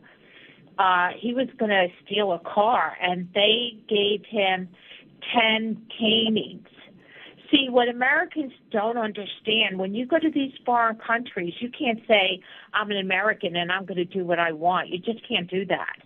Because the woman now in Dubai who screamed and yelled at the, Hertz Rent-A-Car, somebody with the car, renting a car or something, is now being brought up on charges. This is a criminal offense to do that in these countries. So when people travel internationally, I traveled internationally with my parents, when we were 16, and we were told you have to obey the laws in these countries and respect the laws in these countries. You can't go overseas and say, I'm an American and I'm going to do what I want. It's not possible. You'll get in trouble. There's no doubt about it. Sarah, you've inspired me. I've looked up some of the details. The young man's name was Michael Fay. It was 1994, and I want to relate. Many people have probably forgotten this story. Otto Warmbier obviously was much more recent, but I remember this. This kind of rose above. I was still in college during the time. This rose above the clutter and even reached ears like mine in college, because this young man in September of 1993, according to the article I have pulled up before me, 67 cars were vandalized in neighborhoods in Singapore. The damage, I thought it was gum chewing. I guess it wasn't. The damage was, or at least included, spray painting and pelting the automobiles with eggs. At least one had its windshield smashed. The Singapore police eventually arrested 2 teenagers who were driving a car similar to the one that witnesses described as being involved in the vandalism. During questioning, the 2 gave 7 different names, all male students from the Singapore American School, who police tracked down and raided. They found about 50 stolen items, including a telephone booth and road signs. Michael Fay, was one of those students. He pleaded guilty to 2 counts of vandalism, referred to 2 cars that were spray painted in a car park in mid-September, 2 counts of mischief, 1 count of keeping 16 stolen items. Fay later claimed that he had been intimidated and threatened during police interrogation. I'm certain that happened. Under the 1966 Vandalism Act, originally passed to curb the spread of political graffiti, which specifically penalized vandalism on government property, Fay was sentenced March 3rd, 1994 to 4 months in jail, a fine of, a nominal amount of money, like $2,300, and 6 strokes of the cane. Another student who pleaded not guilty was sentenced to 8 months in prison and 12 strokes of the cane. Fay's lawyers lost on appeal after arguing that the Vandalism Act provided caning only for indelible forms of graffiti vandalism. So apparently there was a lot of response, and I don't really remember a lot of this. Maybe some of you remember it more than me. But following his sentencing, the case received a lot of coverage in the United States of America. Some U.S. news outlets launched attacks on Singapore's judicial system for what they considered to be archaic punishment, while others turned the issue into one of Singapore asserting Asian values toward Western decadence. The Clinton administration ultimately expressed its objection to Singapore's decision to cane Fay. The position of the United States government was that although it recognized their right to punish Fay within the due process of the law, the punishment of caning was excessive for a teenager who had committed a nonviolent crime. I guess ultimately he got caned. He got released from prison in June of 1994, returned to the United States of America to live with his father, gave television interviews, including one with his American lawyer, in which he admitted taking road signs but denied vandalizing cars. Well, there you go. Should we bring caning to the United States? I don't know that I'd be against it. What do you think, Mason? They got rid of spanking kids in schools pretty quick. I mean, not pretty quick, but like in present day, it is gone. So I don't know how well received caning would be. I don't know. It's interesting to me. Maybe it's not interesting to any of you. It's 1:52. What is interesting is the holdup on military promotions by Senator Tommy Tuberville, which is now being vilified by a presidential candidate. I'll tell you who next.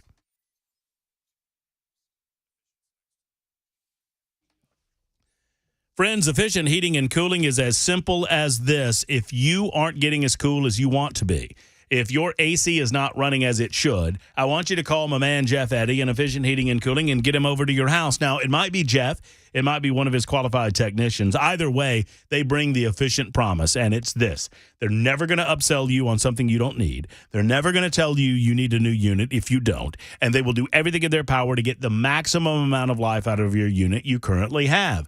Now, if you're making a decision to repair or replace, I encourage you to call Efficient before you make that final decision. Allow Jeff and his team to offer you a new opinion. And that opinion may be the same, and it may be different than the first guy's. EfficientHVAC.net for more information. That's EfficientHVAC.net. When it does come time to replace, they're a diamond contractor with Mitsubishi Electric. If that's the route you want to go, they're also an Elite Pro partner with Rheem. 615-784-4424.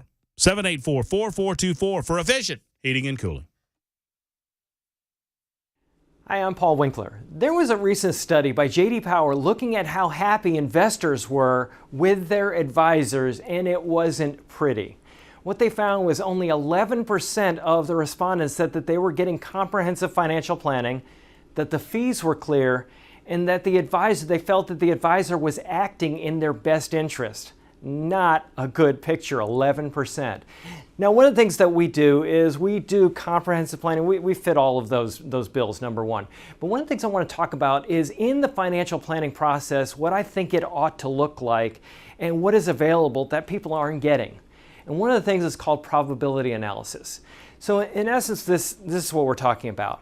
We're trying to accumulate money for retirement. Put money aside, hoping that we'll have enough so that we can have income throughout retirement. And what we find is that people have Social Security, they have pensions in their financial plan, and they also have investments. Now, with their investments, we want to do something very specific that it really requires quite an academic background to do this. And this is where we look at the cost of capital of the various things that you own in your investment portfolio. It sounds scary, it sounds really detailed, but here's the idea. Is if we look at various asset classes like large stocks and small stocks and large value and bonds and so on and so forth, we know the expected return or the cost that these entities have to pay to use your money. So we can come up with an expected return of the portfolio. We can also come up with what's called standard deviation, or how much that portfolio return may deviate from the expected return. Now that's a whole other video, but what I want to do is show you how we use this. If I look at a financial plan and I say, well, you got this area, this area, this area, what I can do is I can say, well, based on when you want to retire, this is how much income you can take, and here's the likelihood of being able to have this income survive throughout your entire life. And the way it works is this. If I take a portfolio and I say, there's the expected return, I can look at history and say, well, the way your portfolio is designed, how might your one-year returns vary from the expected return, the long-term expected return? Well, what we know from academic research is that portfolios well designed and properly managed in ways that I can't get into right now, it's too complicated. Portfolios actually close in an expected return, but we don't know what the short-term returns are going to be. So what we do is we project out and say, well, what if the return that happened in 1936 is followed by the return that happened in 1975, which is followed by the return in 1995, or what if it's reversed? What if they happen in different orders? And we can do 1,000 iterations, different variations on when those and how those returns may come in. And what that does is, because we can't predict the future, what return's going to follow the other, we can figure out, is it likely that we are going to be able to take the income that we need throughout retirement from this portfolio? And if not, how can we rearrange the furniture or the portfolio to give us a higher likelihood of success? And we look at life expectancies, we look at a lot of different things, but this is what is available to people that they're not getting from the financial planning community. If you want to know more, go to paulwinkler.com, set up a free 15-minute phone call, paulwinkler.com, and come in and find out more about what we do.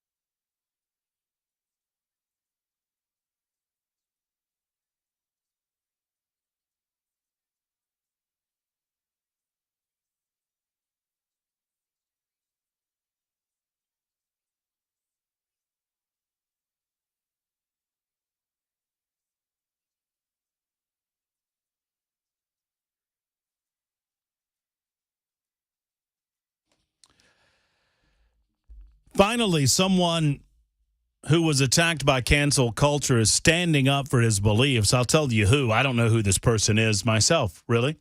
But we have the clip for you, and a senator is taking a stand for what he believes are non-American values when it comes to the United States military. We'll talk about that as well in the final hour of the program. It is almost 2 o'clock. Super Talk 99.7 WTN. Stand by.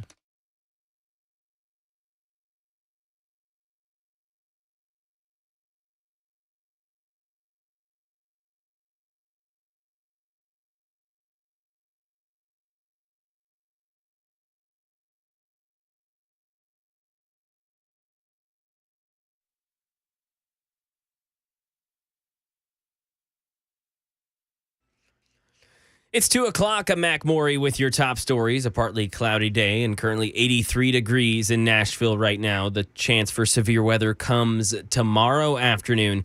Complete weather forecast just a few minutes away. Voters in Ohio heading to the polls in a special election that could decide the fate of abortion rights in the state. Ann Flaherty has more. State officials say turnout in Ohio's special election has been unusually high. Nearly 700,000 residents voted early before polls officially opened this morning. That's almost 5 times the number of ballots cast a year ago in the state's August primaries, and it far outpaces turnout for Ohio's May election. Polls close tonight at 7:30. Here in Tennessee, Metro Nashville Public Schools administrators say safety is priority number 1 as students head back to class today.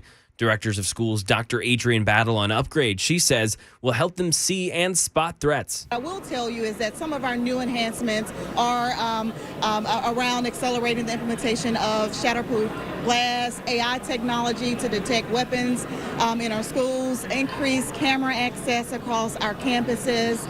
Dr. Battle says they're still working with police to put an officer in every school this year. And sticking in Tennessee with school news, Warren County schools didn't start today. They'll have to wait till tomorrow after last night's storms damaged some school buildings and caused power outages. Several trees were reported to have fallen, which caused road closures as well. No injuries reported. And the FAA handing the FBI 22 new cases of unruly passengers this year to investigate. Alex Stone gives us the latest. When somebody does something illegal on board a flight, the FAA can fine them, but the FAA is not a law enforcement agency, so it doesn't criminally investigate that person. That's the job of the FBI. And so the FAA is handing the FBI a batch of 22 new cases ranging from people smoking on board planes to assaulting a flight crew to making terrorist threats for criminal investigations and eventually possibly federal charges. Unruly passenger reports spiked during the pandemic. Many sparked over mask rules on board planes. Reports have come down by over 80%. And that is the latest news. Weather's next. I'm Mac Morey, WTN News.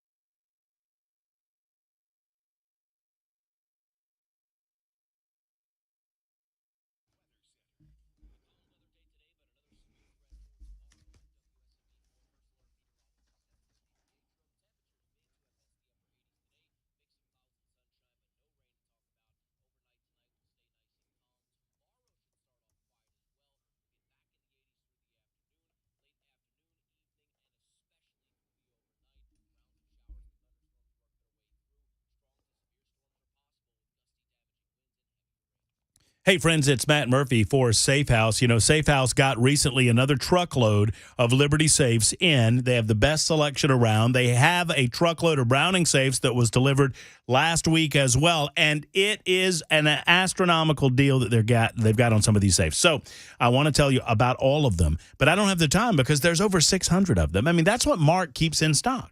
Over 250 on the showroom floor itself. Then another 400 or so in the warehouse. It's an incredible selection of safes. He has the right one for you, whether you're looking for a jewelry safe, a corporate safe, and a multitude of gun safes and other styles. They're right there at Nashville Safe House. The best selection around, the best pricing around. They're always honest with you in the pricing. I want you to go see Mark and his team. If it's time for a safe to protect those things that protect the loved ones in your life, then I encourage you to go to Nashville Safe House. Go to NashvilleSafeHouse.com for more information. You'll see the incredible selection right there, some of the great deals on Browning, Liberty, Fort Knox, and others. Or stop by in person, 4th Avenue South, right across from City Cemetery. Tell Mark I said hello. It's the Nashville Safe House.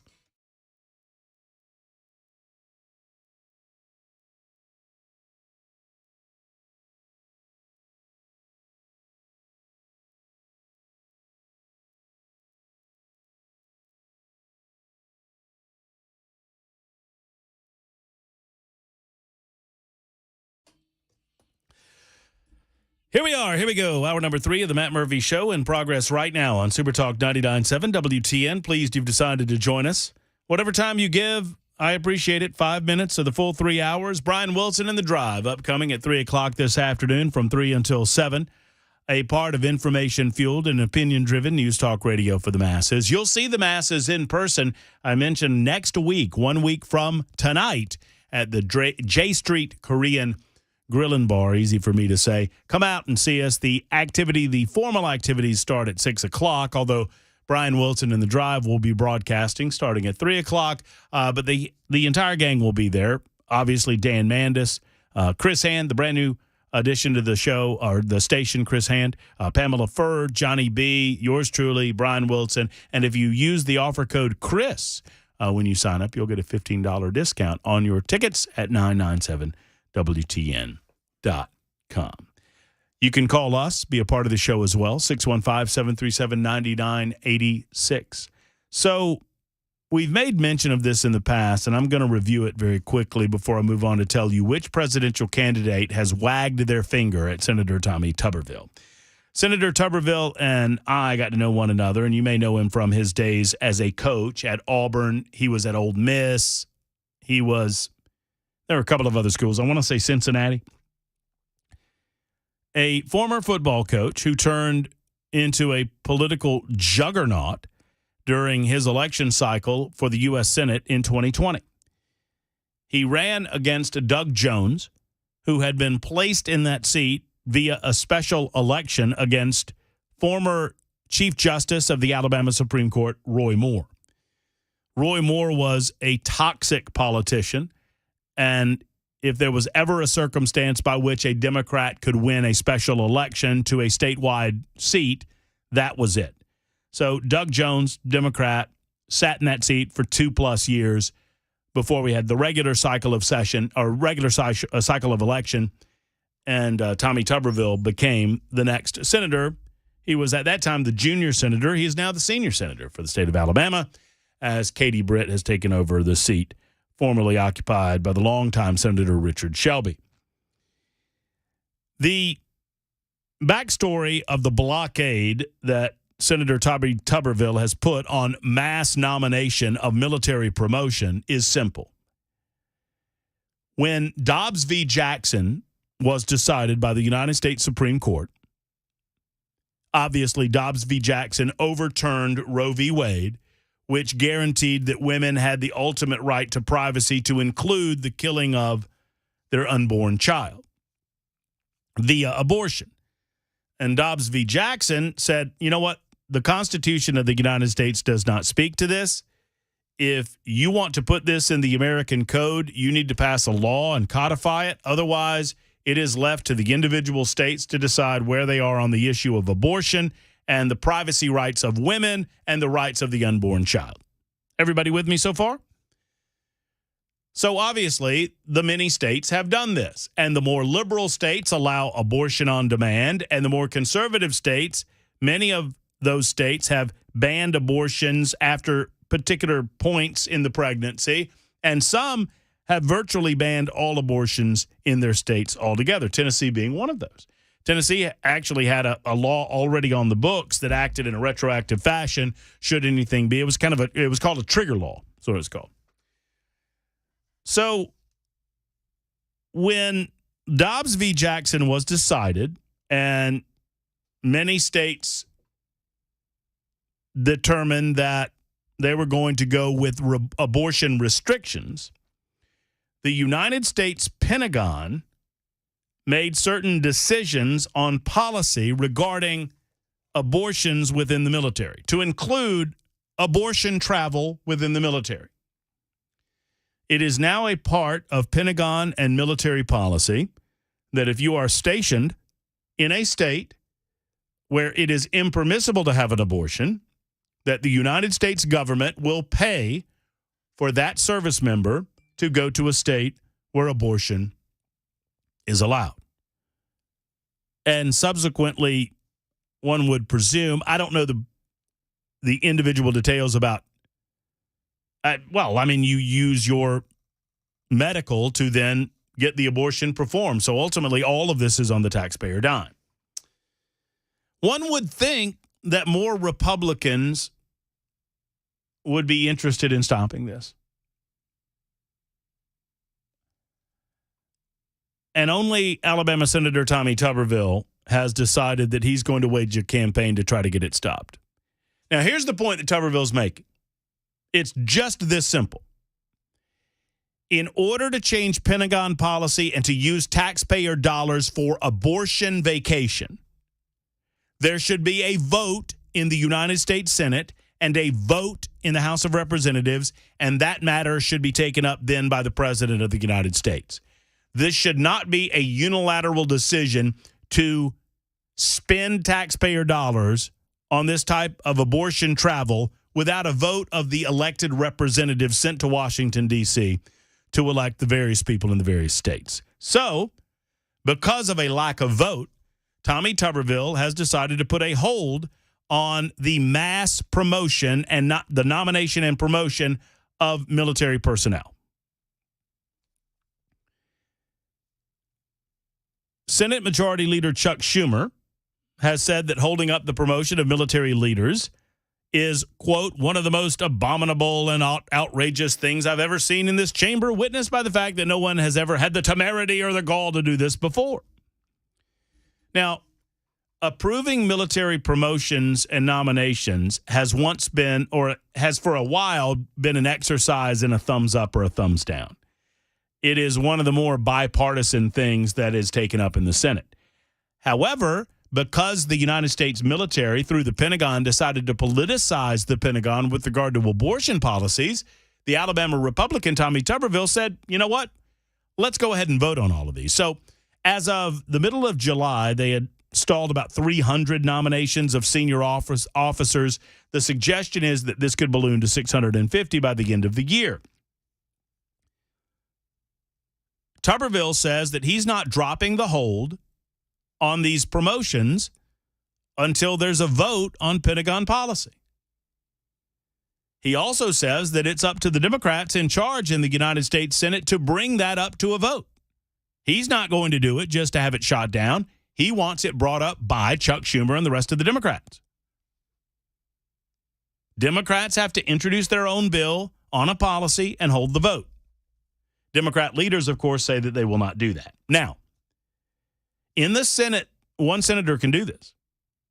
One senator can hold up nominations even if everyone else in the body wants to move forward. Now, typically what happens is the leaders in the majority party hold a series of votes to move a measure and dispense of the hold, and that takes time.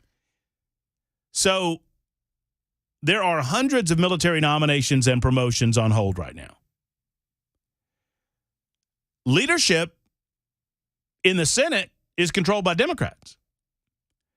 They can move on every single one of these votes. All they have to do is hold a roll call vote on every single one of them to get around the hold.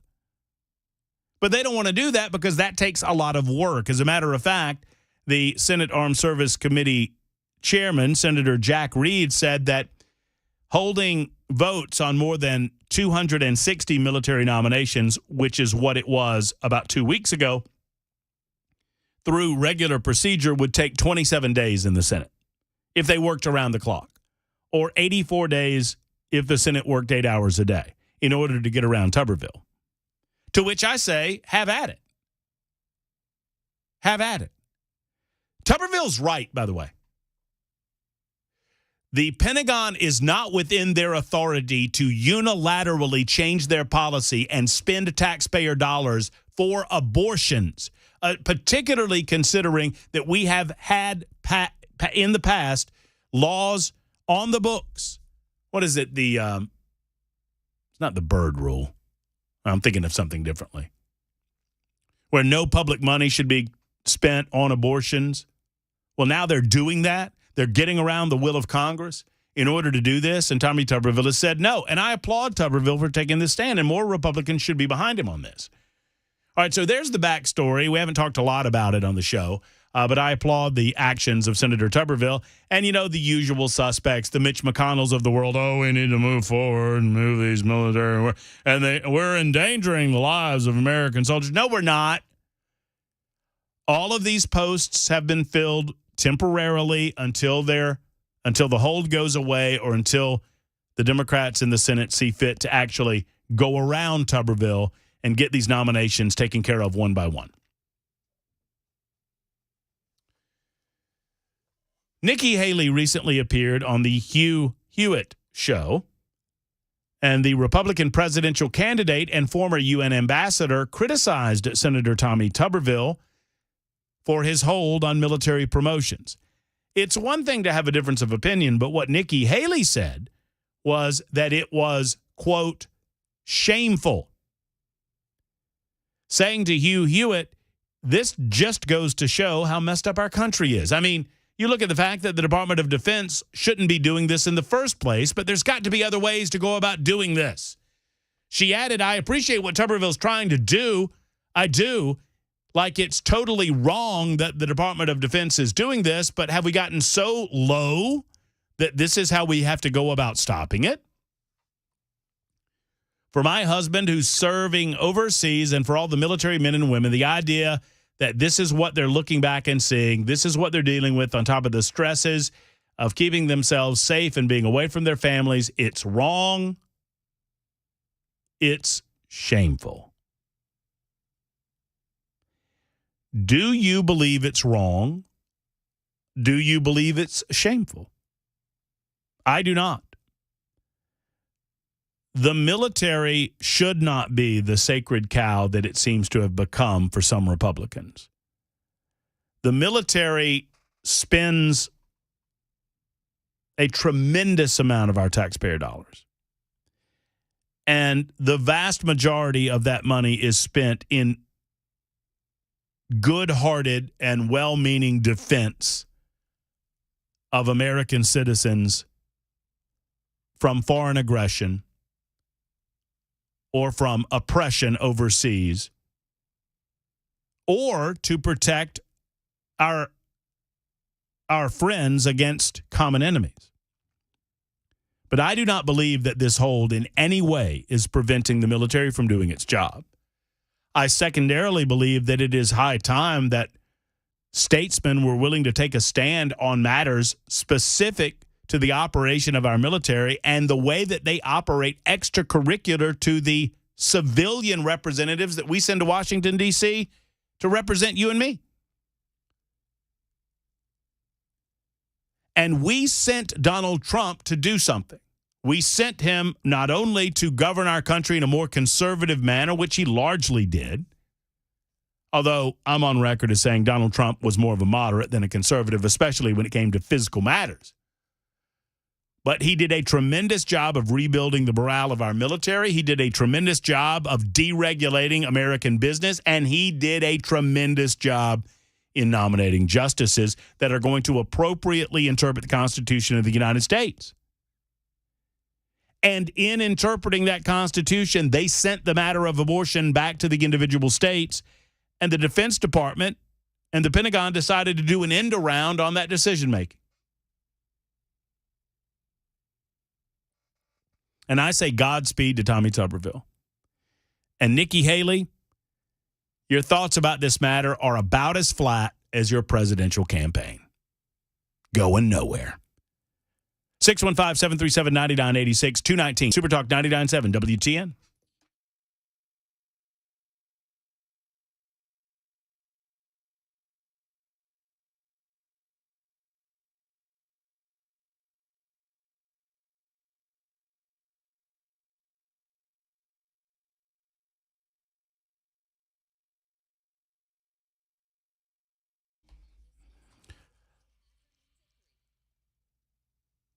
Tennessee Men's Clinic is for all of you fellas out there. If you're feeling lethargic or low energy and you don't know why, I strongly encourage you to contact the Tennessee Men's Clinic. Go into either of those two locations to serve you, and let's get to business figuring out why. Oftentimes, we guys, we like to whistle past the graveyard, as the saying goes, meaning we pretend that something isn't going on that is going on. And if you're feeling that low energy, or if you have less shall we say, verve or enthusiasm in the bedroom, then maybe it's time to contact the Tennessee Men's Clinic. And ladies, if you've noticed it, there's no shame in letting your man know that it's time to get that appointment. You go in, and for less than $100, a complete examination ensues. They get some blood work from you, and they find out some of those numbers that are important to your energy levels. It's important that you know your T level. It's important that you know other levels in your body, and they check them all, and then they report back to you about what a plan of action looks like. They can get you back right as rain and get that energy back again. TennesseeMen'sClinic.com for more information. That's TennesseeMen'sClinic.com. Or better yet, give them a call and schedule an appointment today. 615-208-9090. 208-9090 for Tennessee Men's Clinic.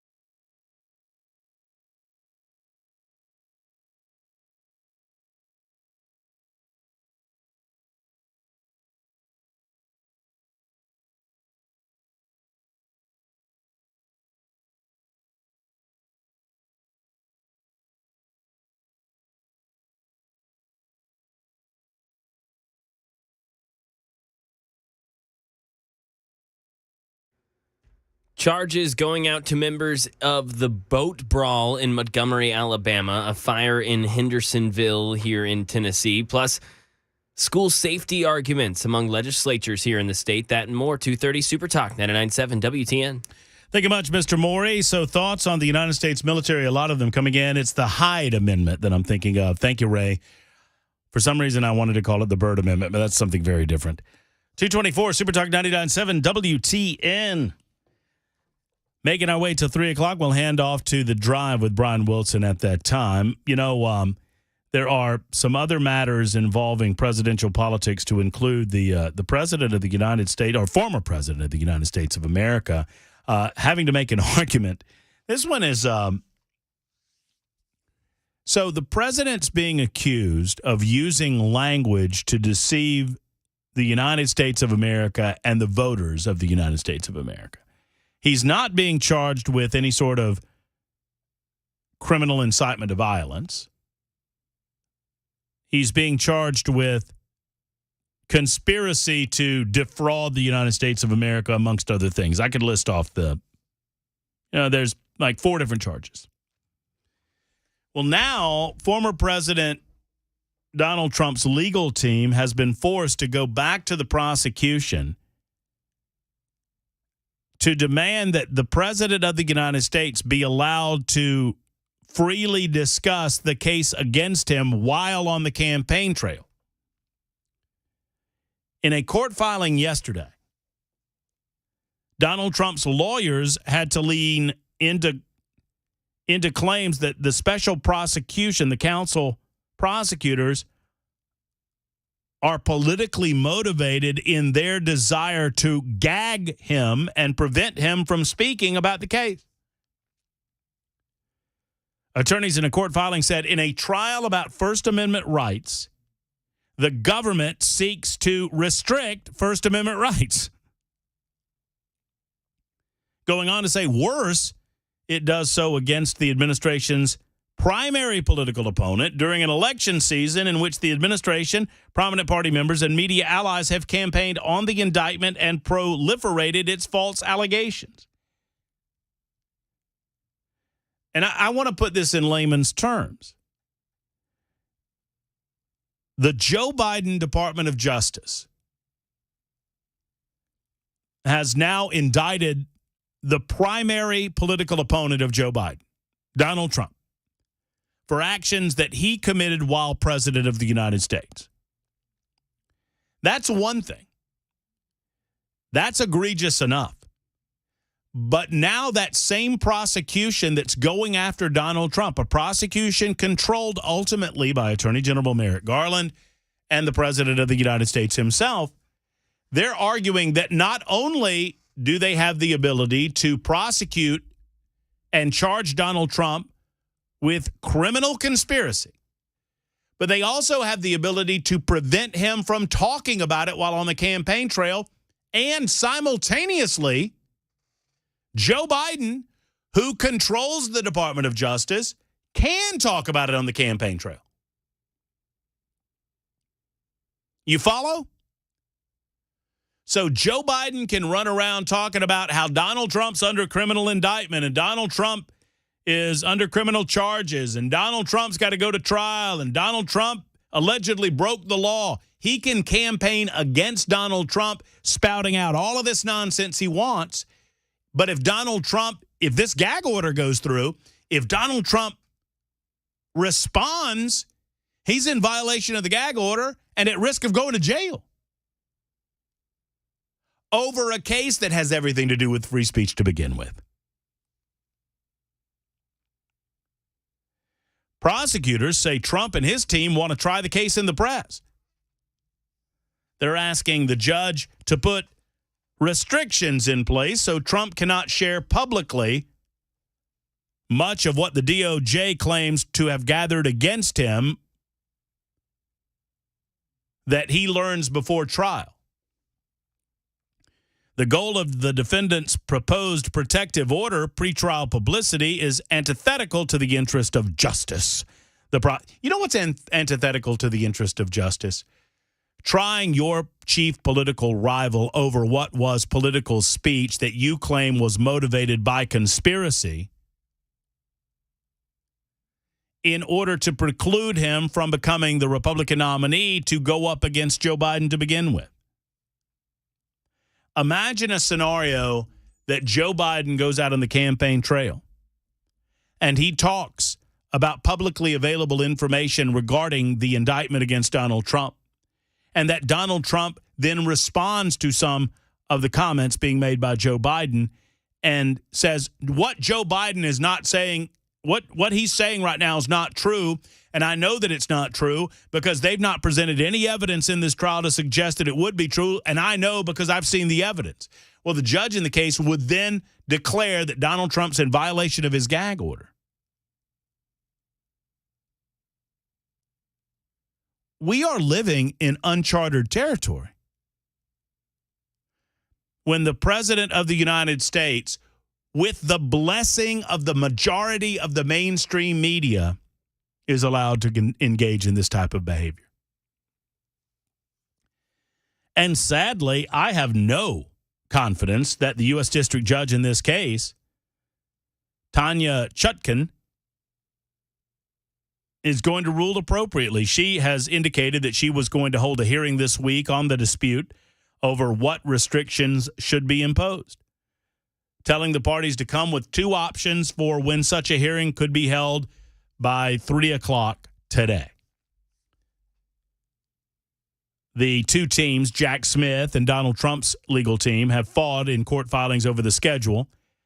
The Justice Department isn't asking for any particular restriction over records that the Trump team already has that might relate to the case, but is now asking for additional restrictions from Chutkan. So they want to gag Trump from speaking about this ultimately. In the meantime, Joe Biden gets to say whatever he wants to say on the campaign trail, and, in the interest of free speech. Free speech for me, yet not for thee. It's 2:31 on Super Talk.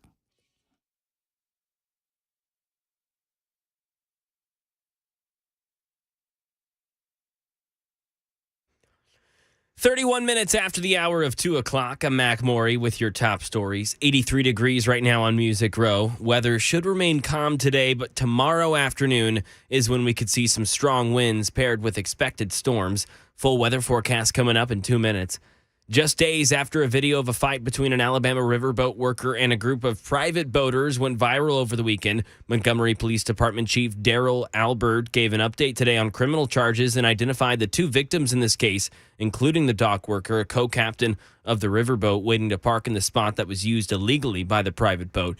Chief Albert confirms 3 men inside the boat are now facing criminal charges for attacking the worker and say more charges are likely. The suspects thus far have been identified as Richard Roberts, white male, 48 years old, with 2 outstanding warrants for assault, 3rd degree. Alan Todd, white male, 23 years old, 1 warrant for assault, 3rd degree. And Zachary Shipman, white male, 25 years old, 1 warrant for assault, 3rd degree. And Chief Albert says the boat's captains initially attempted to alert the private boaters by PA to move from their designated dock for more than 40 minutes. They were met with obscene gestures and curses before the dock worker then approached that group.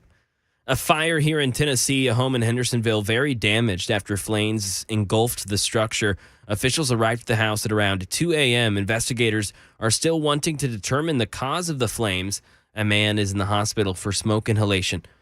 And staying here in the volunteer state, a memo from the state comptroller saying there have been 49 school shootings in Tennessee since 1998. News 2 says the memo was sent to Oak Ridge Republican State Representative John Reagan, who tells News 2 that he sent it out to members of the legislature to help prepare for the special session scheduled in less than 2 weeks. School shooting issue is one that definitely deserves attention. Even though it is low probability, high impact, it's still important for us to keep our children safe when we by law require them to be in school. And both sides of the issue agree, but how to address it is where they differ. Democrats want a ban on certain weapons, while Republicans want to focus on mental health care access. That is the latest news. Weather's next. I'm Mac Maury, WTN News.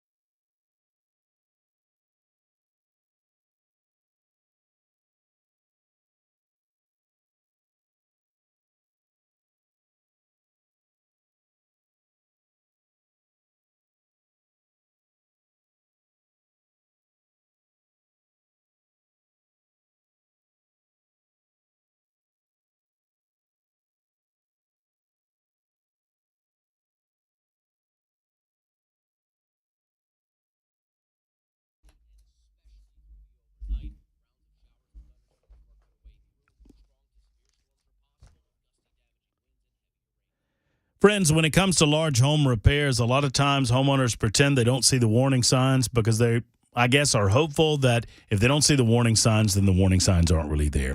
USS has seen it time and again. Bottom line, if we don't know something, it could be hurting us, especially when it comes to your home. When it comes to waterproofing, foundation repair, and concrete leveling, there's only one that I would recommend. It's USS. That stands for United Structural Systems. If you need foundation repair, or if you think you might, if you need waterproofing done, or you think you might, call the USS team. They've had over 25,000 satisfied customers since 1994. That's a lot of customers in Middle Tennessee, Southern Kentucky, and Northern Alabama. This is the company who cares. It's the company that you can trust. They've been in business for over 25 years, aren't going anywhere. They are solid as a rock, like they want your foundation to be.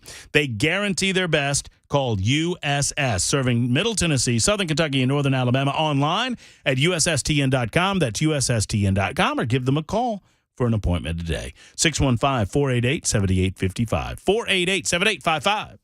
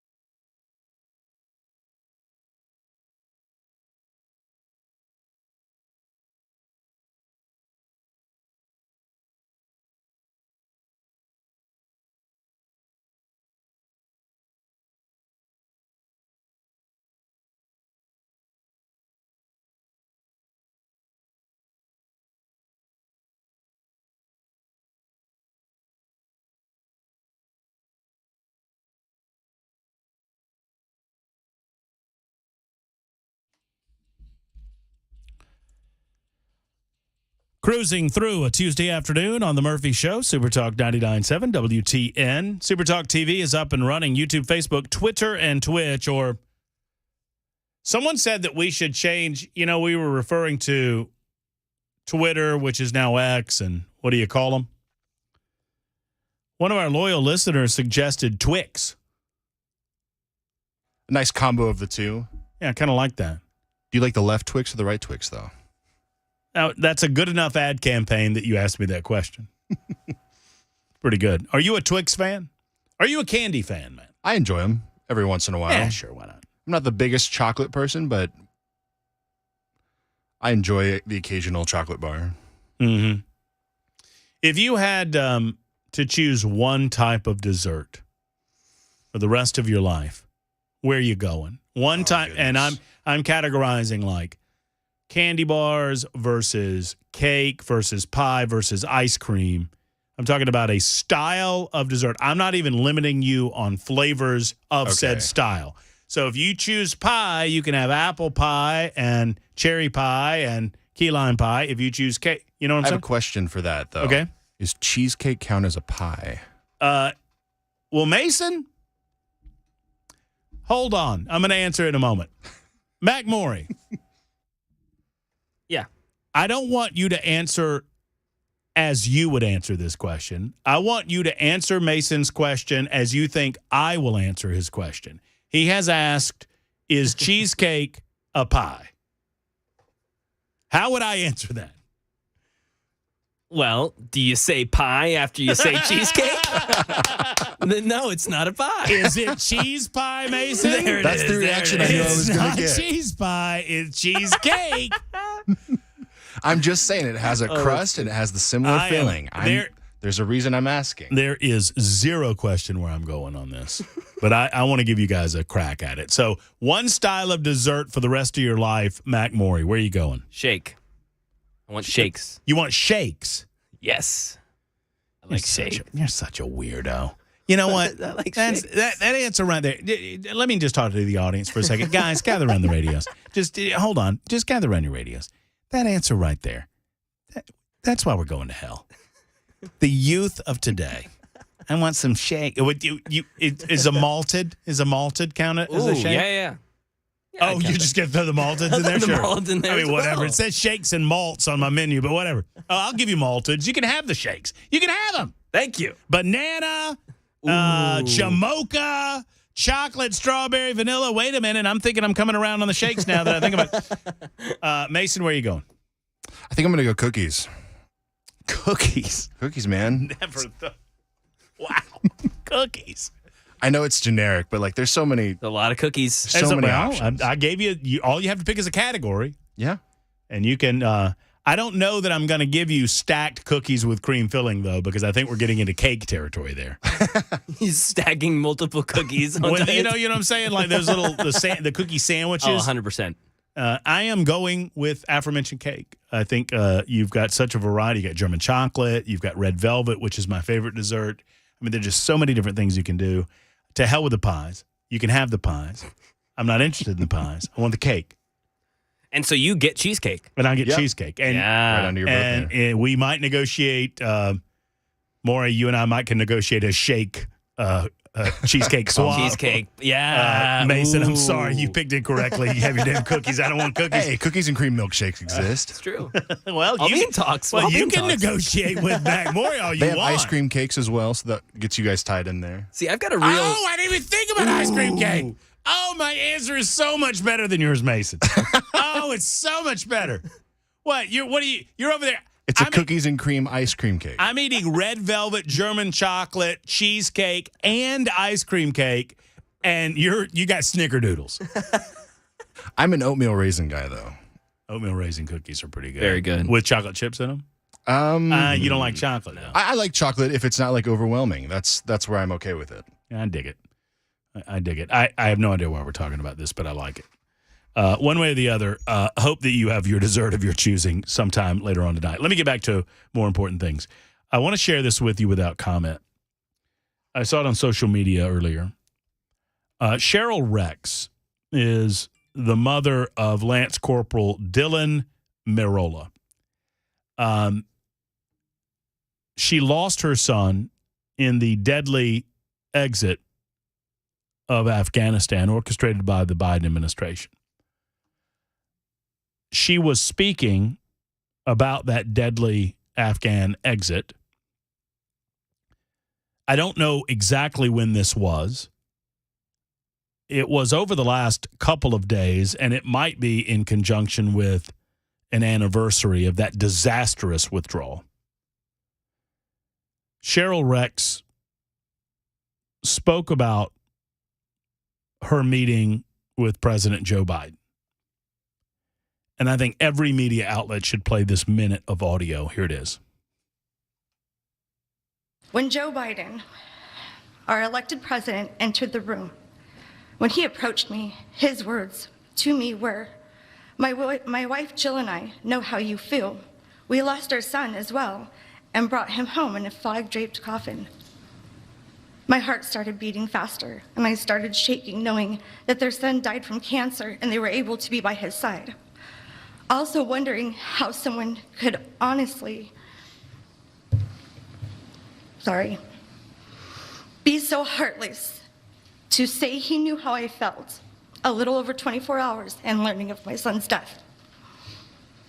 After this encounter, I have never had any personal correspondence, nor has my son been honored or his name spoken by this commander-in-chief or his administration on what I feel is because of their failures and poor planning to exit our troops from Afghanistan.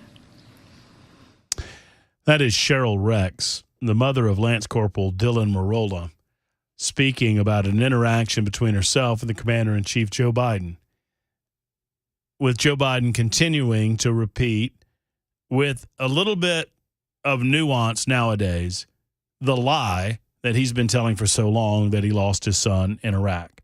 Now, I understand that Beau Biden may have suffered from some ill effects in his tours of duty in Iraq.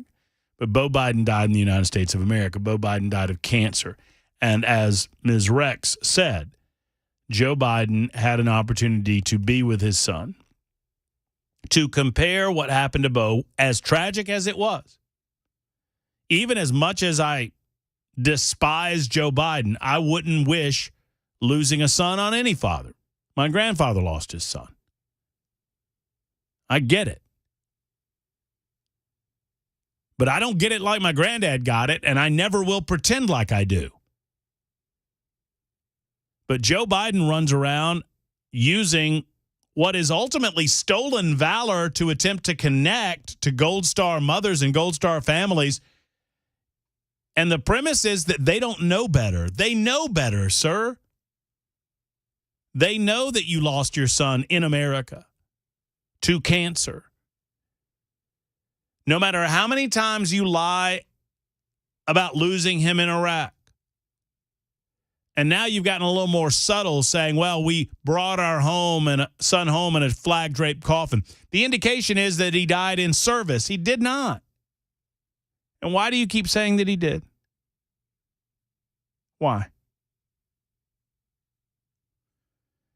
It's very troubling, not just that our president of the United States doesn't remember half of what he says, but that which he does remember is oftentimes a lie. Eric has to say a thing or two about this. Hey, Eric, how are you? Hey, Matt, how's it going? I'm doing well. You need to, long-time listener, well, they're all the way down there in Birmingham. Hey, you need to check on one thing. Do some digging deep. $30,000 for the retrieval of an Air Force airman from the same disaster in Afghanistan. They charged the family for it, his transportation back to the United States. Yep, that's right. Because it was not considered a act of war. It was not a battlefield. They charged the family for his BS. Just unconscionable and disrespectful and duly noted. It's 2:48 on Super Talk 99.7 WTN. In a moment, we'll check in with Brian Wilson, see what's going on the drive this afternoon. That's next on The Murphy Show, Super Talk 99.7 WTN.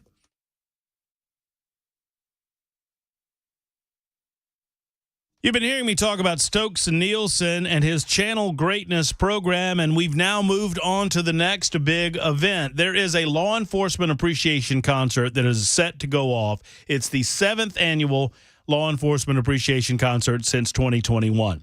Now, this Law Enforcement Appreciation Concert is a private event. Due to the nature and security of the event has to remain closed to the public. But Stokes and I want you to participate in a unique way. Stokes wants to give you the opportunity to show law enforcement officers your support.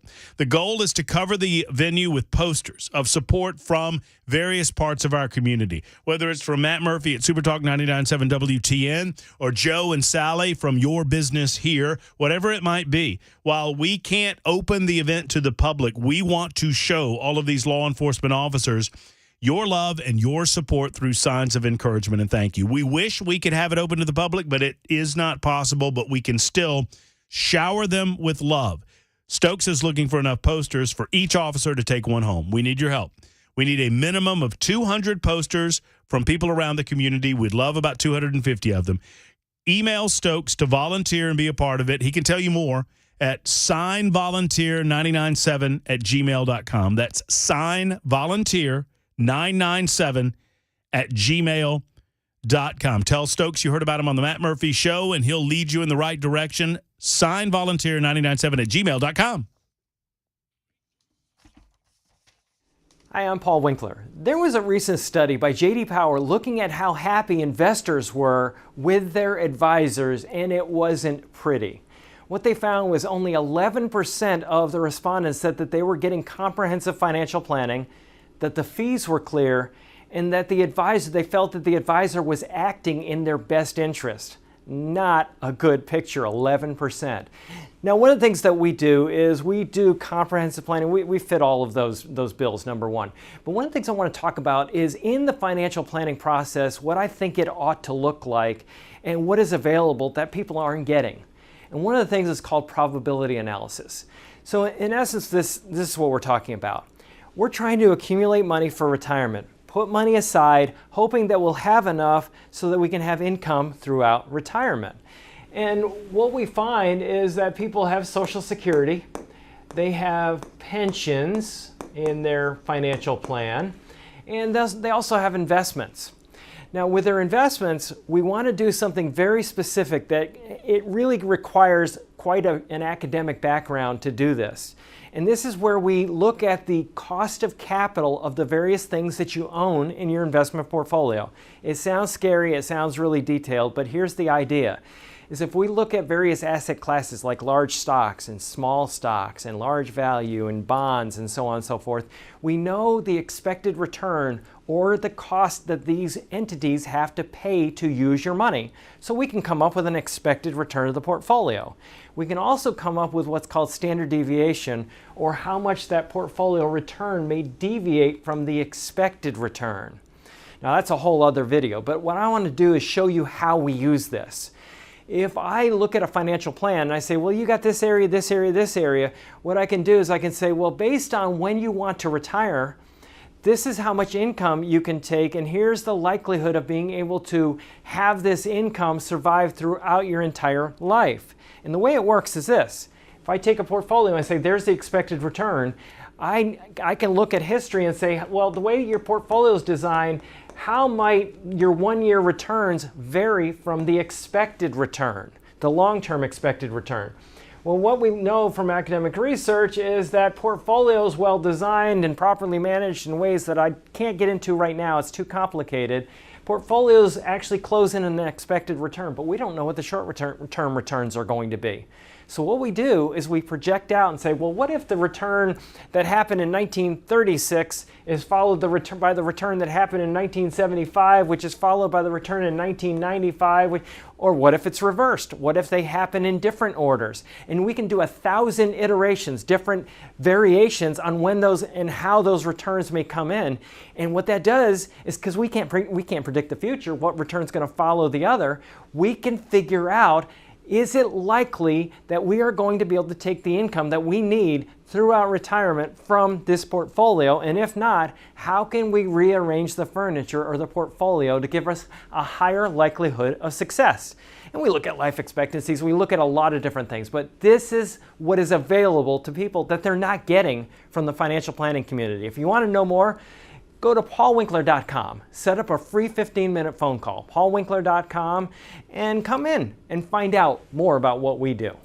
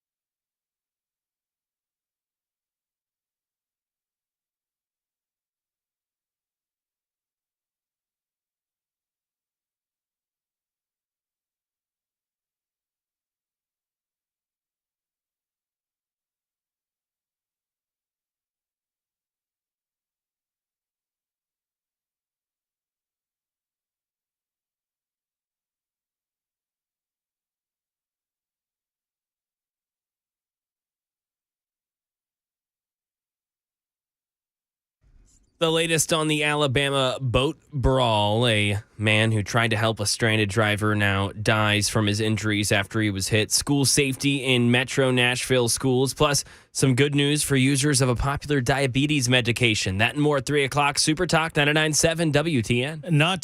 Not to bury your lead there, Mac Morey, if that's the phrase I'm looking for, but on the Montgomery boat brawl thing, it's the desperation on the part of the national media to turn that into a racial issue is just beyond me.